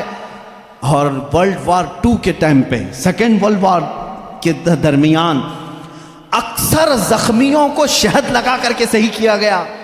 آج بھی جو جدید ترقی یافتہ کنٹریز ہیں ان کے ہاں شہد پر ریسرچ ابھی بھی چل رہا ہے، اور انہوں نے کہا ہے کہ اس میں وٹامن کے پایا جاتا ہے جو کسی دوسری چیز میں ہوتا ہی نہیں ہے۔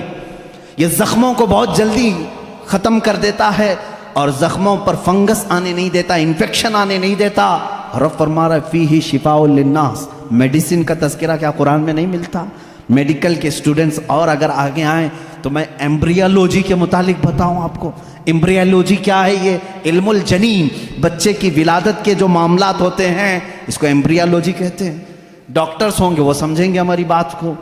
ایمبریالوجی ایک پورا کا پورا علم ہے، اور انہی کی باتوں سے میں آپ کو بتاؤں۔ ایمبریالوجی میں کہا گیا ہے کہ سب سے پہلے پانی کا ایک قطرہ مرد کے نطفے سے گا کر ماں کے رحم مادر میں جمع ہوتا ہے۔ پہلے قرآن کی آیتیں پڑھو، وَلَقَدْ خَلَقْنَا الْإِنسَانَ مِنْ سُلَالَةٍ مِنْ طِينٍ ثُمَّ جَعَلْنَا النُّطْفَةَ عَلَقَةً فَخَلَقْنَا الْعَلَقَةَ مُضْغَةً فَخَلَقْنَا الْمُضْغَةَ عِظَامًا فَكَسَوْنَا الْعِظَامَ لَحْمًا۔ اللہ تعالیٰ نے اس آیت کو، اس طرح کی آیت کو 3 یا 4 مرتبہ انسان کی تخلیق کیسے ہوئی، رب فرماتا ہے اللہ تعالیٰ نے نطفے سے تمہیں پیدا کیا، نطفے سے۔ اچھا، میں ایک ڈاکٹر صاحب سے بات ہو رہی تھی، انہوں نے کہا پورا نطفہ جو ہوتا ہے انسان کا، منی جو مرد کی ہوتی ہے، اس میں ایک بار کی منی میں تقریباً 30 لاکھ سپم ہوتے ہیں، جو جراثیم جس کو کیڑا یہ لوگ کہتے ہیں، جو جا کر کے عورت کے اوم میں، یعنی اس کے بیضے ہوتے ہیں، انڈے ہوتے ہیں، اس میں ٹکراتا ہے اور جا کر کے فکس ہو گیا اگر ایک جراثیم، ایک کیڑا، ایک سپم کا، تو پھر بچے کی ولادت وہاں سے شروع ہوتی ہے۔ تو انہوں نے کہا کہ 30 لاکھ میں سے ایک ہی جاتا ہے، 30 لاکھ میں سے ایک ہی جاتا ہے۔ اور رب تعالیٰ کے اس کلام پر قربان جاؤ، اللہ فرماتا ہے سلالۃ من ماء مہین، کہ جب تم نطفہ ڈالتے ہو تو بہت سارے پانی میں سے جو اصل ہوتا ہے مولا اسی سے پیدا کرتا ہے۔ سلالہ کہتے ہیں سب سے قیمتی چیز، اس میں سے جو اصل ہے اسی سے پیدا کرتا ہے۔ 30 لاکھ اگر سپم میں جراثیم آئے ہوں، صرف ایک ہی سے پیدا کیا جاتا ہے۔ پھر اس کے بعد اللہ تعالیٰ نے فرمایا ہم اس کے ذریعے سے علقہ بناتے ہیں۔ علقہ کیا ہے؟ مضغہ کیا ہے؟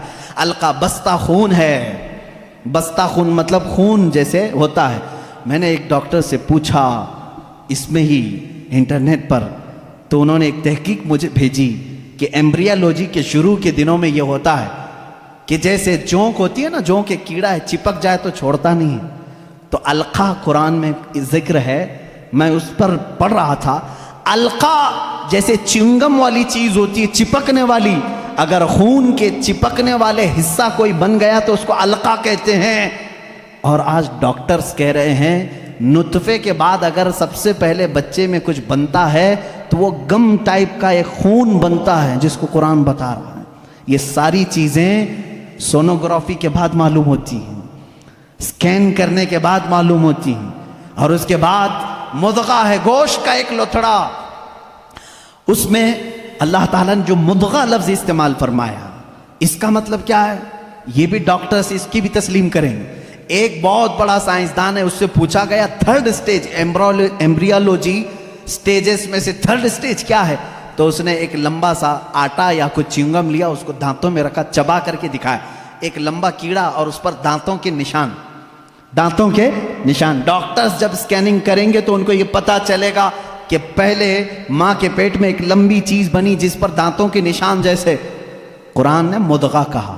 مضغہ کیا چیز ہے؟ جب عربی میں اس کا ترجمہ دیکھا گیا تو ایسی چیز جو لمبی ہڈی ہو اور اس میں جگہ جگہ سے کاٹا گیا ہو، مضغہ اس کو کہتے ہیں۔ اور ڈاکٹرز کل 100% اتفاق کرتے ہیں کہ 3rd سٹیج میں جب یہ بچے کی ولادت آتی ہے تو اس کی صرف ریڑھ کی ہڈی بنی ہوتی ہے جو پیٹھ پر ہے، جس میں جگہ جگہ گانٹھ ہے، ایسا لگتا ہے جیسے کسی نے کسی چیز کو چبایا۔ یہ قرآن میں ایمبریالوجی کا فلسفہ موجود ہے۔ اگر یہ سٹیجز میں بتاؤں 9 مہینے تک بولنا پڑے گا نا، بچے کی ولادت 9 مہینے بعد ہوتی ہے۔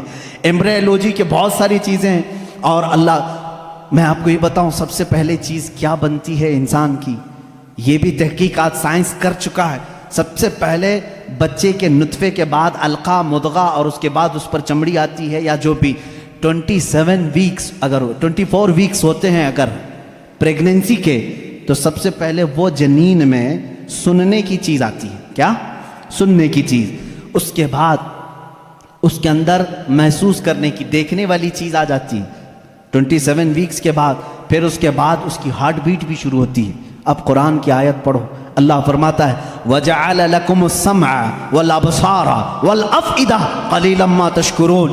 ہم نے تمہارے ماں کے پیٹ میں سب سے پہلے سننے کی طاقت دی، دیکھنے کی طاقت دی، پھر دھڑکنے والا دل عطا کی۔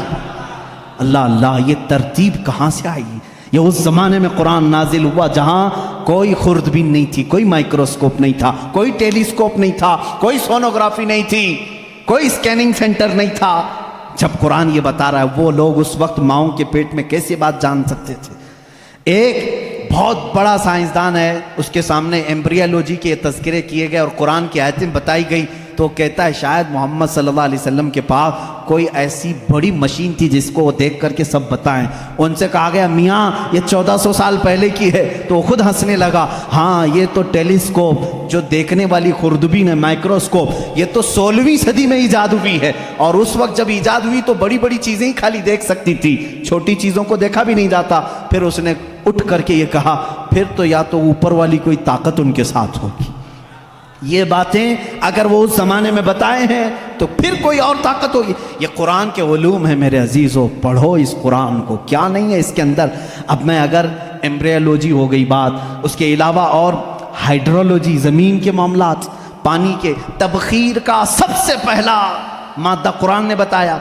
یہ واٹر سائیکل کے جو تھیوری ہے سب سے پہلے جانتے ہیں آپ کو کس نے پیش کی ہے؟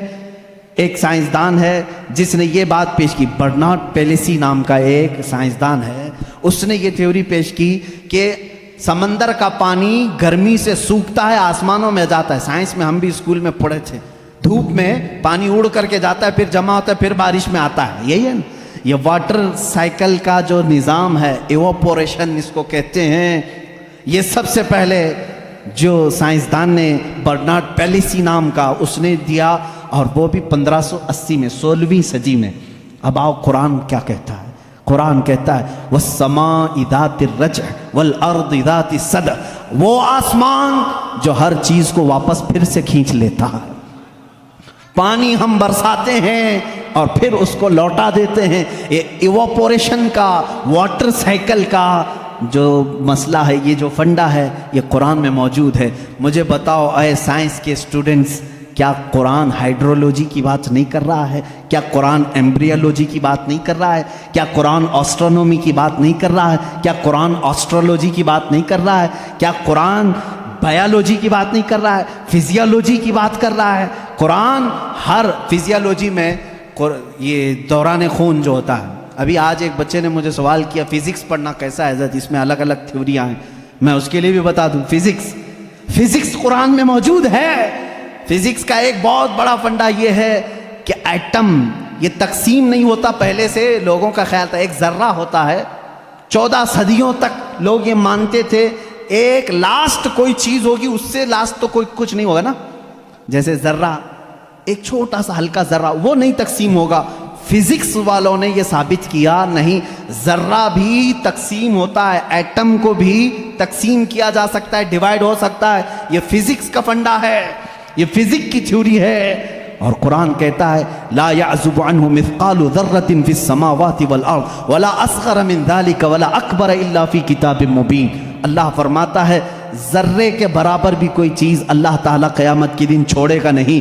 ہاں ذرے سے چھوٹی بھی ہو, ذرے سے بڑی بھی ہو. سب سے پہلے عرب میں قرآن نے یہ کہا ذرے سے چھوٹا, ایٹم سے بھی چھوٹی چیز ہو سکتی ہے. اور 14 صدیوں کے بعد فزکس والے کہہ رہے ہیں کہ ایٹم بھی تقسیم ہو سکتا ہے. یہ فزکس ہے جو قرآن پاک میں ہے. بہت سارے علوم ہیں میرے عزیزوں, میں گنانے لگوں. اخیر میں تمہیں صرف 2 چند باتیں عرض کروں گا. کیلکولیشن آتا ہے نا, بہت سارے تو 10ویں میں میتھس میں ہی فیل ہوتے. میتھس لو نکالو, آج میں تمہیں قرآن کا میتھس بتاتا ہوں. سب اپنے ہاتھوں میں کیلکولیٹر لے کر کے بیٹھو, میں حساب بولتا جاتا ہوں اور کرتے جانا ہوں کہ قرآن کے مثل کوئی دوسرا کیوں نہیں لا سکتا. میں تمہیں بتاؤں, ایسی اس کے اندر ترتیب ہے, اللہ نے ایسا بنا کر کے رکھا ہے, ممکن ہی نہیں ہو سکے گا, ممکن ہی نہیں ہو سکے گا. ایک بڑے سائنسدان نے تحقیق کیا اور کمپیوٹر میں ڈال کے چیک کیا ہے بار بار. اس نے 1965 میں یہ تحقیق ہوئی تھی. میں آپ کو اس کے متعلق بتاتا ہوں. اس میں جو الفاظ ذکر ہوئے ہیں نا قرآن میں, وہ یوں ہی نہیں ہے کوئی بیان آ رہا ہے, جبکہ آپ کو معلوم ہے اس میں قصے بھی ہیں, زمانے ماضی کی خبریں بھی ہیں, انبیاء کے تذکرے بھی ہیں, معاشرے میں ہونے والے ان کے اوپر عذابات کا بھی ذکر ہے. قرآن میں ہے کہ نہیں ہے؟ قرآن میں یوسف علیہ السلام کا قصہ ہے, موسیٰ علیہ السلام کا قصہ ہے, ایوب علیہ السلام کا قصہ ہے, ابراہیم علیہ السلام کا قصہ ہے, اسماعیل علیہ السلام کے ذبح ہونے کا قصہ ہے. یہ سب ہے نا. یہ کچھ قصے بیان کیے جا رہے ہیں اور اللہ تعالیٰ نے کچھ چیزوں کی فضیلت بیان کی, کچھ حلال بیان کیے, کچھ حرام بیان کیے. حرام چیزیں کیا کیا ہیں, حلال چیزیں کیا کیا ہیں, تمہیں کرنا کیا نہیں کرنا کیا, یہ پورا ٹاپک ہے قرآن کا. لیکن اس میں جو بھی ورڈ یوز ہوا ہے نا, وہ پورا کا پورا حساب کے کیلکولیشن سے فٹ بیٹھتا ہے, فٹ بیٹھتا ہے. کیلکولیشن اٹھاؤ اور میں آپ کو بتاتا ہوں, دنیا کا علم رکھنے والے جانتے ہیں پوری روئے زمین پر خشکی کتنی ہے اور تری کتنی ہے, پانی کتنا ہے اور زمین کتنی ہے. سب کو معلوم ہے یا نہیں معلوم ہے؟ تو سنو, سائنس یہ کہتا ہے کہ 70% پانی ہے اور 30% کیا ہے, زمین ہے, خشکی ہے. یہی ہے تقریباً تحقیق سب کی یہی ہے. قرآن پاک میں 2 لفظ آئے ہیں, البر. البر کا مطلب ہوتا ہے سوکھا اور البحر کا مطلب ہوتا ہے سمندر. البر لفظ, یہ لفظ اللہ نے 13 مرتبہ پورے قرآن میں بیان فرمایا. البحر یہ تقریباً 32 مرتبہ آیا ہے. یہ ہو سکتا ہے میں حساب کروں گا تو اب کچھ لوگ سو جائیں گے, لیکن قرآن میں بیان کر رہا ہوں. آج یاد رکھنا, آج میں چیلنج کر کے جا رہا ہوں, کوئی اس کو توڑ سکے تو توڑ دے. آ جائے کوئی بھی. بر کا ذکر 13 مرتبہ, بحر کا ذکر 32 مرتبہ, دونوں کو ملائیں تو 45 ہوتا ہے. جلدی جلدی حساب کرنا, ٹائم بہت کم ہے, باہر روکنے والے بھی ہیں. تو یہ دونوں 45 ہوتے ہیں. 100% اگر کائنات ہے, 100% اگر پوری دنیا ہے, تو 100 کا پرسنٹیج نکالو 45 میں سے. 45 رکھو اور اس کے بعد 32. 100% کا 45 دونوں ملا کے 45 ہوا. اس کے بعد پرسنٹیج پہلے 32 نکالو گے, اس کے جواب میں تمہارا کیلکولیشن دے گا 70. اور 13 ہے نا, یہ بر کا ذکر, سوکھائی کا ذکر 13 ہے. 13 کو بھی 100 انٹو 45 انٹو یہ پرسنٹیج نکالو گے, 13 ڈالو, وہاں پر آپ جب دیکھو گے تو 29.9 آتا ہے. یعنی قرآن اپنے الفاظ میں بھی بیان کر رہا ہے کہ بر خشکی کا ذکر اللہ نے 30% مرتبہ فرمایا, بحر کا ذکر اللہ نے 70% مرتبہ فرمایا. یہ قرآن یوں ہی نہیں آیا ہے, اچانک نہیں آئی چیز, اس کی ایک ایک لفظ میتھ سے ایسی میچ ہے. اب کچھ الفاظ ایسے ہیں اللہ تعالیٰ نے اس کو ایسا جوڑ کر کے رکھا, دنیا آخرت. اپوزٹ میں اگر آپ کو پوچھوں گا تو آپ بتا دیں گے. دنیا کا اپوزٹ کیا ہے؟ آخرت ہے نا. فرشتہ ہے, اس کا اپوزٹ کیا ہے؟ شیطان. فرشتہ سب سے نیک, شیطان سب سے برا. اور موت, اس کا اپوزٹ کیا ہے؟ سب کو سمجھ میں آ رہا ہے. موت کا اپوزٹ حیات ہے. نفع, فائدہ, اس کا اپوزٹ بہت اچھے कुफ्र, उसका अपोजिट ईमान। अब ये चीजें आपके जहन में रहे हैं, दो वर्ड मैंने अपोजिट आपको बताए। दुनिया एक लफ्ज है, इसको पूरे कुरान में अगर गिनोगे आप 115 मरतबा इसका जिक्र आया है दुनिया का। कितनी मरतबा? 100। पूरा कुरान उठा करके सूरह फातिहा से वन्नास तक इसका अपोजिट वर्ड ढूंढोगे आखिरत, ये भी 115 मरतबा ही जिक्र हुआ है। और उसके बाद आगे जाओगे, शैतान को कुल 88 मरतबा जिक्र किया गया है, शैतान का लफ्ज। और इसका अपोजिट अगर मलाइका पूरे कुरान में ढूंढोगे तो सिर्फ 88 मरतबा ही मिलेगा। नफा को अगर तुम पूरे कुरान में ढूंढोगे तो तकरीबन 50 मरतबा अल्लाह ने जिक्र किया। इसके बदले में जो फसाद है, शर है, इसका भी आप देखोगे तो 50 ही मरतबा जिक्र है। कुरान यूं ही नहीं आया, मैथ्स का एक ऐसा रब्त है कि तोड़ नहीं सकोगे। मौत का जिक्र अल्लाह ताला ने 145 मरतबा किया। फिर पूरे 30 पारे खोल के देखो, हयात का लफ्ज भी 145 ही बार है, मामूली नहीं है। इस तरह से कुफ्र का लफ्ज, उसका अपोजिट क्या है? ईमान। कुफ्र का लफ्ज आप पूरे कुरान में देखोगे 25 मरतबा आया, और ईमान जगह जगह से ढूंढ के देखोगे तो ईमान भी 25 ही बार आया है। इतना ही नहीं, आपको अरबी के 2 लफ्ज मैं आपको बताऊं, एक शहर है, एक यौम है। शहर है, यौम है। तर्जुमा याद रखना, शहर किसको कहते हैं? महीने को। किसको? शहर किसको कहते हैं? महीने। यौम किसे कहते हैं? दिन को। तकरीबन याद रहना चाहिए, शहर महीने को और यौम दिन को। अब आओ कुरान में देखो ये कितनी बार यूज हुए हैं। लफ्ज़ शहर पूरे कुरान में 12 ही बार यूज हुआ। कितने बार? इसका मतलब क्या है? महीने कितने होते हैं? कभी 13 सुना किसी भी, कभी 11 सुना। लफ्ज़ शहर पूरे कुरान में अल्लाह ने जहां जहां भी इस्तेमाल फरमाया कितनी बार आया है? 12 बार। और लफ्ज़ यौम पहले पारे से लेकर 30वें पारे तक 360 मरतबा आया है। एक भी कम या एक भी ज्यादा नहीं आया। यौम, लफ्ज़ यौम, इसलिए कि इस्लामी मंथ्स जो होते हैं, मुहर्रम, सफर, रबीउल अव्वल, रबीउल आखिर, इस चांद के एतबार से चलते हैं। अंग्रेजी महीने 365 के होते हैं, इस्लामी महीने 360 के होते हैं। और अल्लाह ताला ने पूरे कुरान में यौम भी 360 मरतबा। अब एक और बता दूं तुम्हें, खेर करके 19 का पहाड़ा अगर आता हो तो बहुत अच्छा होगा, भूल गए होंगे तो फिर याद कर लें। अल्लाह ताला ने सबसे पहले आयत कौन सी नाजिल की, मैं शुरू में बता चुका। कौन सी? इक़रा बिस्मि रब्बिकल लज़ी खलक़। मैं बड़े मुअद्दबाना गुजारिश करूँगा हमारे जमात के अराकीन, मुअज़्ज़ज़ अराकीन, मुल्ला बड़ा वाले बहुत अल्हम्दुलिल्लाह मेहनत कर रहे हैं, खिदमत कर रहे हैं। थोड़ी देर आज बाहर संभाल लें, मैं अपनी गुफ्तगू को समेटूंगा। अल्लाह इनको बहुत जज़ा अता फरमाए, बहुत जज़ा अता फरमाए।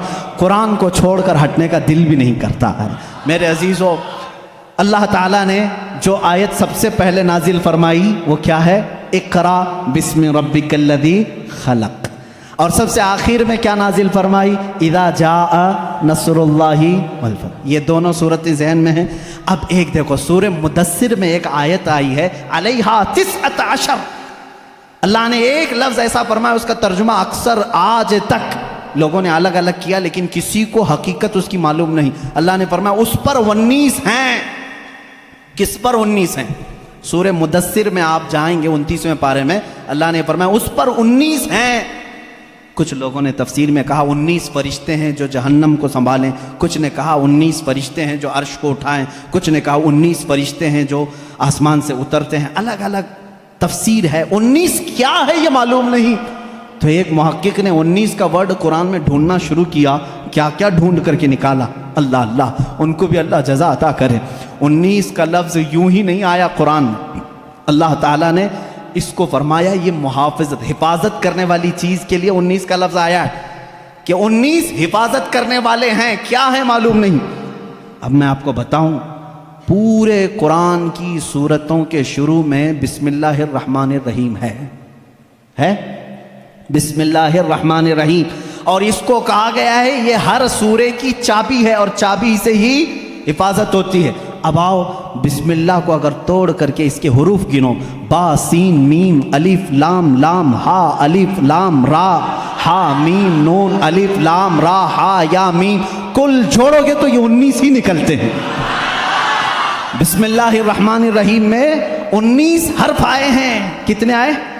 19 حرف آئے ہیں۔ اب اتنا ہی نہیں، یہ چابی ہے ہر سورے کی۔ اللہ نے صرف اتنا فرمایا تھا، اس پر 19 ہیں حفاظت کرنے والے۔ کیا ہیں؟ ابھی ڈھونڈتے جاؤ، ابھی ڈھونڈتے جاؤ، 19 اور ملے گا تمہیں۔ بسم اللہ الرحمن الرحیم، اس کے پورے کل حروف کتنے ہیں؟ 19 ہیں۔ اب اتنا ہی نہیں، ہر سورے کے شروع میں یہ چابی رکھی گئی ہے حفاظت کی، 19 اس کے اندر ہیں۔ اب اس میں سے ایک ایک حرف کو میں الگ، ایک ایک لفظ کو الگ کرتا ہوں۔ اسم ہو گیا، اللہ ہو گیا، رحمان ہو گیا، رحیم ہو گیا۔ اب میں نے اس کو بھی تلاش کیا قرآن پاک میں، لفظ اسم قرآن میں کتنی بار آیا ہے، لفظ اللہ قرآن میں کتنی بار آیا ہے، لفظ رحمان قرآن میں کتنی بار آیا ہے، لفظ رحیم قرآن میں کتنی بار آیا ہے۔ تو جانتے ہیں بسم اللہ کے ایک ایک حرف کو آپ نے الگ کیا تھا تو کتنے ہوئے تھے؟ با سین میم، یہ سب کتنے ہوئے تھے؟ 19 ہوئے تھے۔ اب لفظ اسم کو پورے قرآن میں ڈھونڈو گے، اسم پورے قرآن میں صرف 19 بار آیا ہے۔ پورے قرآن میں کتنی بار آیا ہے؟ میتھس والے اٹھاؤ کیلکولیٹر، آگے چلو۔ لفظ رحمان قرآن میں 57 مرتبہ آیا۔ کتنے؟ 57۔ میں پارا پڑھتا ہوں، 19 1 19 19 2 38 19 3 57۔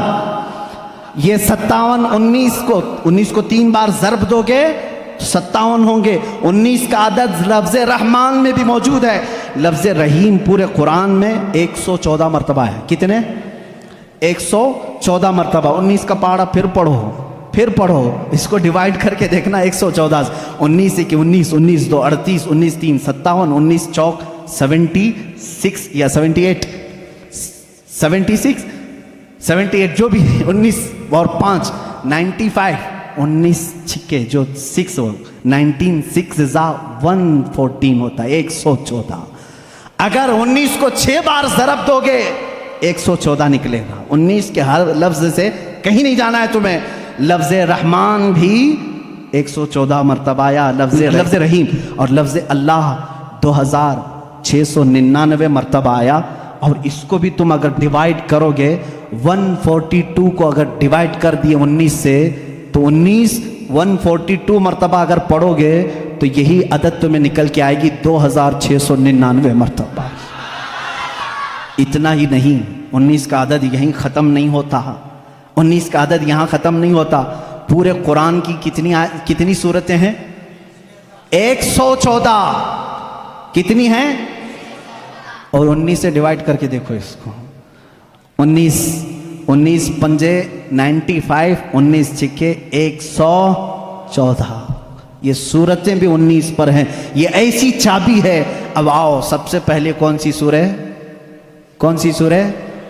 سورہ اقرا بسم ربک الذی خلق، ٹھیک ہے نا؟ کتنی آیتیں نازل ہوئی تھی؟ 5 آیتیں۔ اس کو میں بعد میں بتاتا ہوں، اس سے پہلے ایک اور لیلۃ القدر کو دیکھو اللہ نے کیسے بیان کیا۔ ہم سب لیلۃ القدر، شب قدر کب مناتے ہیں؟ 27 رمضان کو نا۔ تقریباً دنیا میں اکثر لوگ 27 رمضان کو کیا مناتے ہیں؟ لیلۃ القدر۔ عربی میں شب قدر کو کیا کہتے ہیں؟ لیلۃ القدر۔ یہ سورہ آئی ہے 30ویں پارے میں، انا انزلناہ فی لیلۃ القدر وما ادراک ما لیلۃ القدر لیلۃ القدر خیر من الف شہر۔ اس ایک سورہ میں لیلۃ القدر کا ورڈ 3 بار یوز ہوا ہے۔ کتنی بار؟ 3 بار۔ ذہن میں ہے نا؟ لیلۃ القدر، شب قدر، شب قدر، شب قدر 3 بار یوز ہوا ہے۔ اب آؤ لیلۃ القدر کو میں حرف الگ الگ کرتا ہوں، لیلۃ القدر کو پورا توڑ کر کے الگ الگ حرف کرتا ہوں۔ لیلۃ القدر میں کتنے حرف ہیں؟ لام، یا، لام، تا، الف، لام، قاف، دال، را۔ کتنے ہوئے؟ 9۔ ایک لیلۃ القدر میں کتنے لفظ آئے؟ 9۔ اور یہ لیلۃ القدر کتنی بار یوز ہوا؟ 3 بار۔ 9 کو 3 سے ضرب دو، 9 کے 9 9 2 18 9 3 27۔ لیلۃ القدر کب ہے؟ قرآن یوں ہی نہیں آیا ہے، پورا میتھس لے کر کے آیا ہے۔ قرآن پڑھنے والا میں سمجھتا ہوں میتھمیٹکس میں فیل ہو ہی نہیں سکتا۔ مجھ جیسے جاہل کو دیکھو جو بیٹھا ہوں اور میتھس تمہیں بتا رہا ہوں، یہ قرآن کی برکت ہے، قرآن کی برکت ہے۔ میں نے کسی یونیورسٹی میں میتھس نہیں پڑھا، صرف قرآن سے پڑھا ہے۔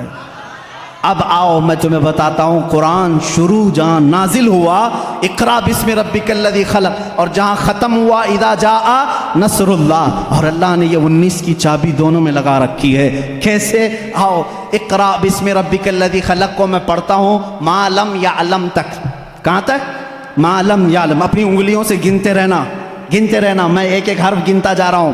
اقرا بسم ربک الذی خلق، خلق الانسان من علق، اقرا وربک الاکرم الذی علم بالقلم علم الانسان ما لم یعلم۔ ٹوٹل کتنے ہوئے؟ اقرا سے لے کر کے ما لم یعلم تک ایک ایک ورڈ میں نے گنا، کتنے آئے؟ 19 آئے۔ یہ سب سے پہلے نازل ہونے والی آیتیں ہیں۔ چلو اذا جاء میں چلتے ہیں، آخری جو سب سے آخر میں آئی، اذا جاء نصر اللہ والفتح ورأیت الناس يدخلون فی دین اللہ افواجا فسبح بحمد ربک واستغفر انہ کان توابا۔ 19 لفظ اس میں بھی آتے، کتنے آتے ہیں؟ پھر سے جوڑنا اذا کو، یہ ایک ایک حرف ایک ایک لفظ ہے عربی میں۔ اذا ایک الگ چیز ہے، جا الگ ہے، نصر الگ ہے، اللہ الگ ہے، والفتح الگ ہے، ورأیت الگ ہے، الناس الگ ہے، یدخلون الگ ہے، فی الگ ہے، دین الگ ہے، اللہ الگ ہے، افواجا الگ ہے۔ اس کے بعد فی دین اللہ افواجا، فسبح الگ ہے، بحمد الگ ہے، ربی کا الگ ہے، واستغفر الگ ہے، انہو الگ ہے، کانا الگ ہے، توابا الگ ہے۔ پورے ٹوٹل کتنے ہوئے؟ قرآن پاک کی اترنے والی سورہ اقرا بسم ربک، اس میں 19 لفظ پہلے اتارا، جب ختم کرنا ہوا تب بھی 19 لفظ۔ یہ ایسی چابی ہے، اس کے فنڈے میں تم کھو کے رہ جاؤ گے، نکال نہیں پاؤ گے۔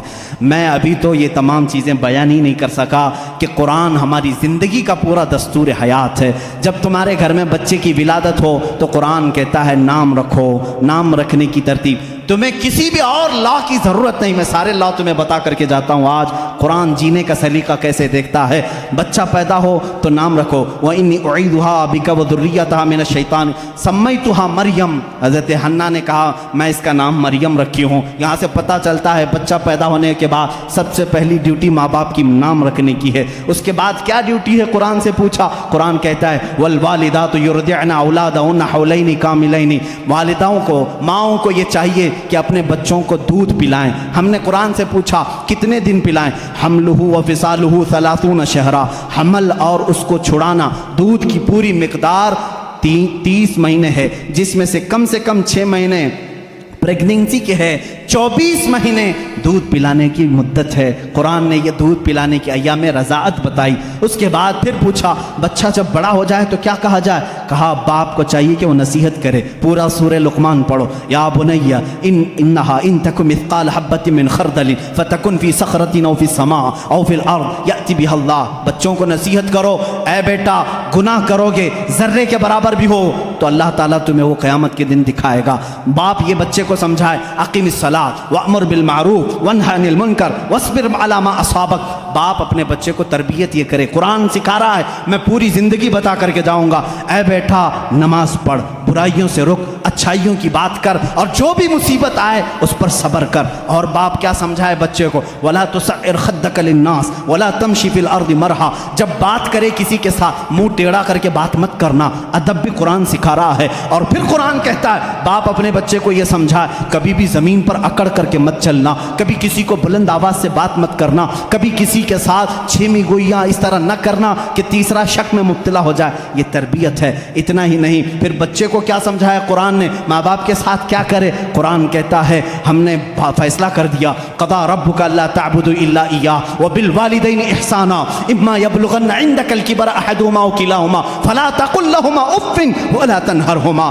اے لوگو، جب تمہارے ماں باپ میں سے کوئی ایک بوڑھا ہو جائے تو انہیں اف تک نہ کہنا، ان کے ساتھ نرم بات کرنا، انہیں جھڑکنا نہیں۔ ماں باپ کی تمیز قرآن دے رہا ہے۔ بچوں سے پوچھا گیا جب یہ بالغ ہو جائیں تو کیا کیا جائے؟ قرآن کہتا ہے وَإِذَا بَلَغَ الْأَطْفَالُ مِنْكُمُ الْحُلُمَ فَلْيَسْتَأْذِنُوا كَمَا اسْتَأْذَنَ الَّذِينَ مِن قَبْلِكُمْ. جب بچے بالغ ہو جائیں تو انہیں سکھاؤ کہ جب بھی گھر میں آئیں تو اجازت لے کر کے آئیں، اجازت کے ساتھ آئیں. ماں باپ کے پاس بھی آئیں تو اجازت کے ساتھ آئیں. قرآن معاشرہ پورا بتا رہا ہے. کسی کے گھر جاؤ تو کیا کریں؟ اللہ تعالیٰ فرماتا ہے لا تدخلوا بیوتا غیر بیوتکم حتی تستأنسوا. اپنے علاوہ کسی گھر دوسرے گھر جا رہے ہو تو پہلے سلام کر لو، دروازہ کھٹکھٹاؤ، اور اگر جواب نہ آئے وَإِن قِيلَ لَكُمُ ارْجِعُوا فَارْجِعُوا، واپس ہو جاؤ. اتنا ہی نہیں، قرآن نے شادی کرنے کے بارے میں بھی کہا فَانْكِحُوا مَا طَابَ لَكُم مِّنَ النِّسَاءِ مَثْنَىٰ وَثُلَاثَ وَرُبَاعَ. جب تم بڑے ہو جاؤ، استطاعت ہو، تو تم نکاح کرو. جو تمہیں اچھی عورت لگے، 2 کر سکتے ہو، 3 کر سکتے ہو، 4 کر سکتے ہو. تمہارے لیے قرآن نے شادی کا نظام بتایا. اور اس کے بعد اللہ نے یہ نہیں فرمایا کہ کر کے چھوڑ دینا. قرآن یہ کہتا ہے ان یکونوا فقراء یغنیہم اللہ من فضلہ. تم نکاح کر کے لاؤ، اگر تم فقیر ہو تو میں تمہیں غنی کر دوں گا. شادی کا نظام ہونے کے بعد کیا اللہ اللہ ہی کرتا رہے، صرف نماز ہی پڑھتا رہ جائے؟ نہیں، قرآن نے کہا فَإِذَا قُضِيَتِ الصَّلَاةُ فَانْتَشِرُوا فِي الْأَرْضِ وَابْتَغُوا مِنْ فَضْلِ اللَّهِ. جب نماز ہو جائے باہر نکلو، روزی تلاش کرو. حلال روزی تلاش کرنا نماز کے بعد سب سے بڑا فرض کام ہے. تمہیں کہا تجارت کرو، تجارت کرو اور ایک دوسرے کے ساتھ معاملات کریں. تو ہم نے قرآن سے پوچھا تجارت کیسے کریں؟ رب تعالیٰ فرماتا ہے یا ایھا الذین آمنوا اذا تداینتم بدین الی اجل مسمى فاکتبوا. جب تم کسی کے ساتھ معاملات کرو تو لکھ لیا کرو. اگر لکھنا نہیں آتا کسی اور کو بٹھا کر کے اسے گواہ بناؤ، اس سے لکھوا کر کے تجارت کرو. اتنا ہی نہیں، قرض کے معاملات آئیں اس کے لیے قرآن کہہ رہا ہے تجارت کے معاملات میں قرآن نے کتنا نفع لے سکتے ہو، کتنا لے نہیں سکتے، یہ سب چیزیں بتا رہا ہے. اب آؤ وہ معاملات جو تمہارے زندگی میں آتے ہیں، برائیاں جیسے، قرآن تمہاری آنکھوں پر پابندی لگا کر کہہ رہا ہے قل للمؤمنین یغضوا من ابصارہم ویحفظوا فروجہم. اے محبوب آپ مومنوں سے کہہ دیں اپنی آنکھیں نیچی رکھیں، اپنی شرمگاہ کی حفاظت کریں. عورتوں کو رب تعالیٰ فرما رہا ہے اے عورتیں اپنی نگاہیں نیچی رکھیں، اپنے بدن کو کسی کے سامنے ظاہر نہ کریں. ہاں اگر تم بے پردہ ہو سکتی ہو الا لبعولتہن او آبائہن او اخوانہن او بنی اخواتہن او نسائہن، صرف تم اپنے شوہروں کے پاس، اپنے باپ کے پاس، اپنے بھائیوں کے پاس، اپنے بھتیجوں کے پاس، اپنے بھانجوں کے پاس، ان کے پاس تم بے پردہ آ سکتی ہو. عورتوں کو یہ معاشرتی سلوک بتا رہا ہے. ہم نے پوچھا قرآن سے شوہر اور بیوی کا آپس کا تعلق کیا ہونا چاہیے، کیسا ہونا چاہیے؟ قرآن کہتا ہے ہن لباس لکم وانتم لباس لہن. وہ تمہارا لباس ہیں اور تم ان کے لباس ہو.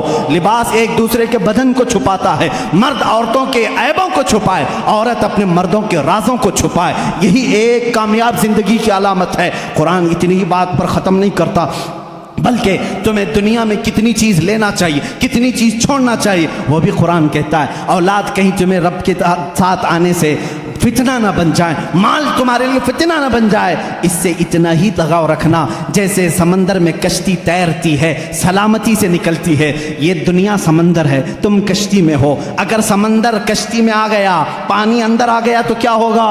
ڈوب جائے گی. اسی طرح تم دنیا میں کھا پی کر کے چلو، اگر دنیا تمہارے اندر آ گئی ڈوب جاؤ گے.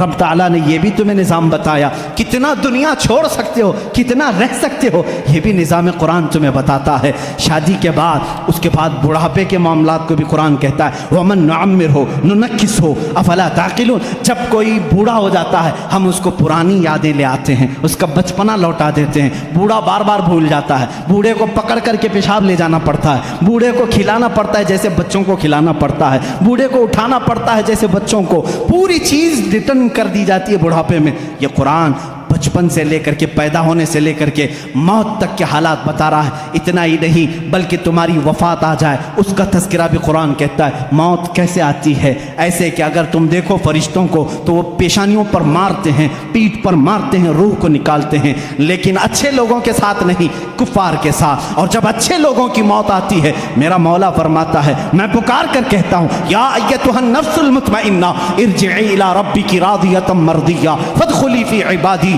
وادخلی جنتی. میں کہتا ہوں اے پاکیزہ جان کے مالک آ جا، میں بھی تجھ سے راضی ہوں، تو بھی مجھ سے راضی ہے، میرے بندوں میں شامل ہو جا، میری جنت میں داخل ہو جا. یہ موت تک کا تذکرہ ہو گیا. اور اس کے بعد جب قبروں پر دفن کراتے ہو وہاں بھی قرآن تمہارا ساتھ نہیں چھوڑتا بلکہ کہتا ہے الہاکم التکاثر حتی زرتم المقابر.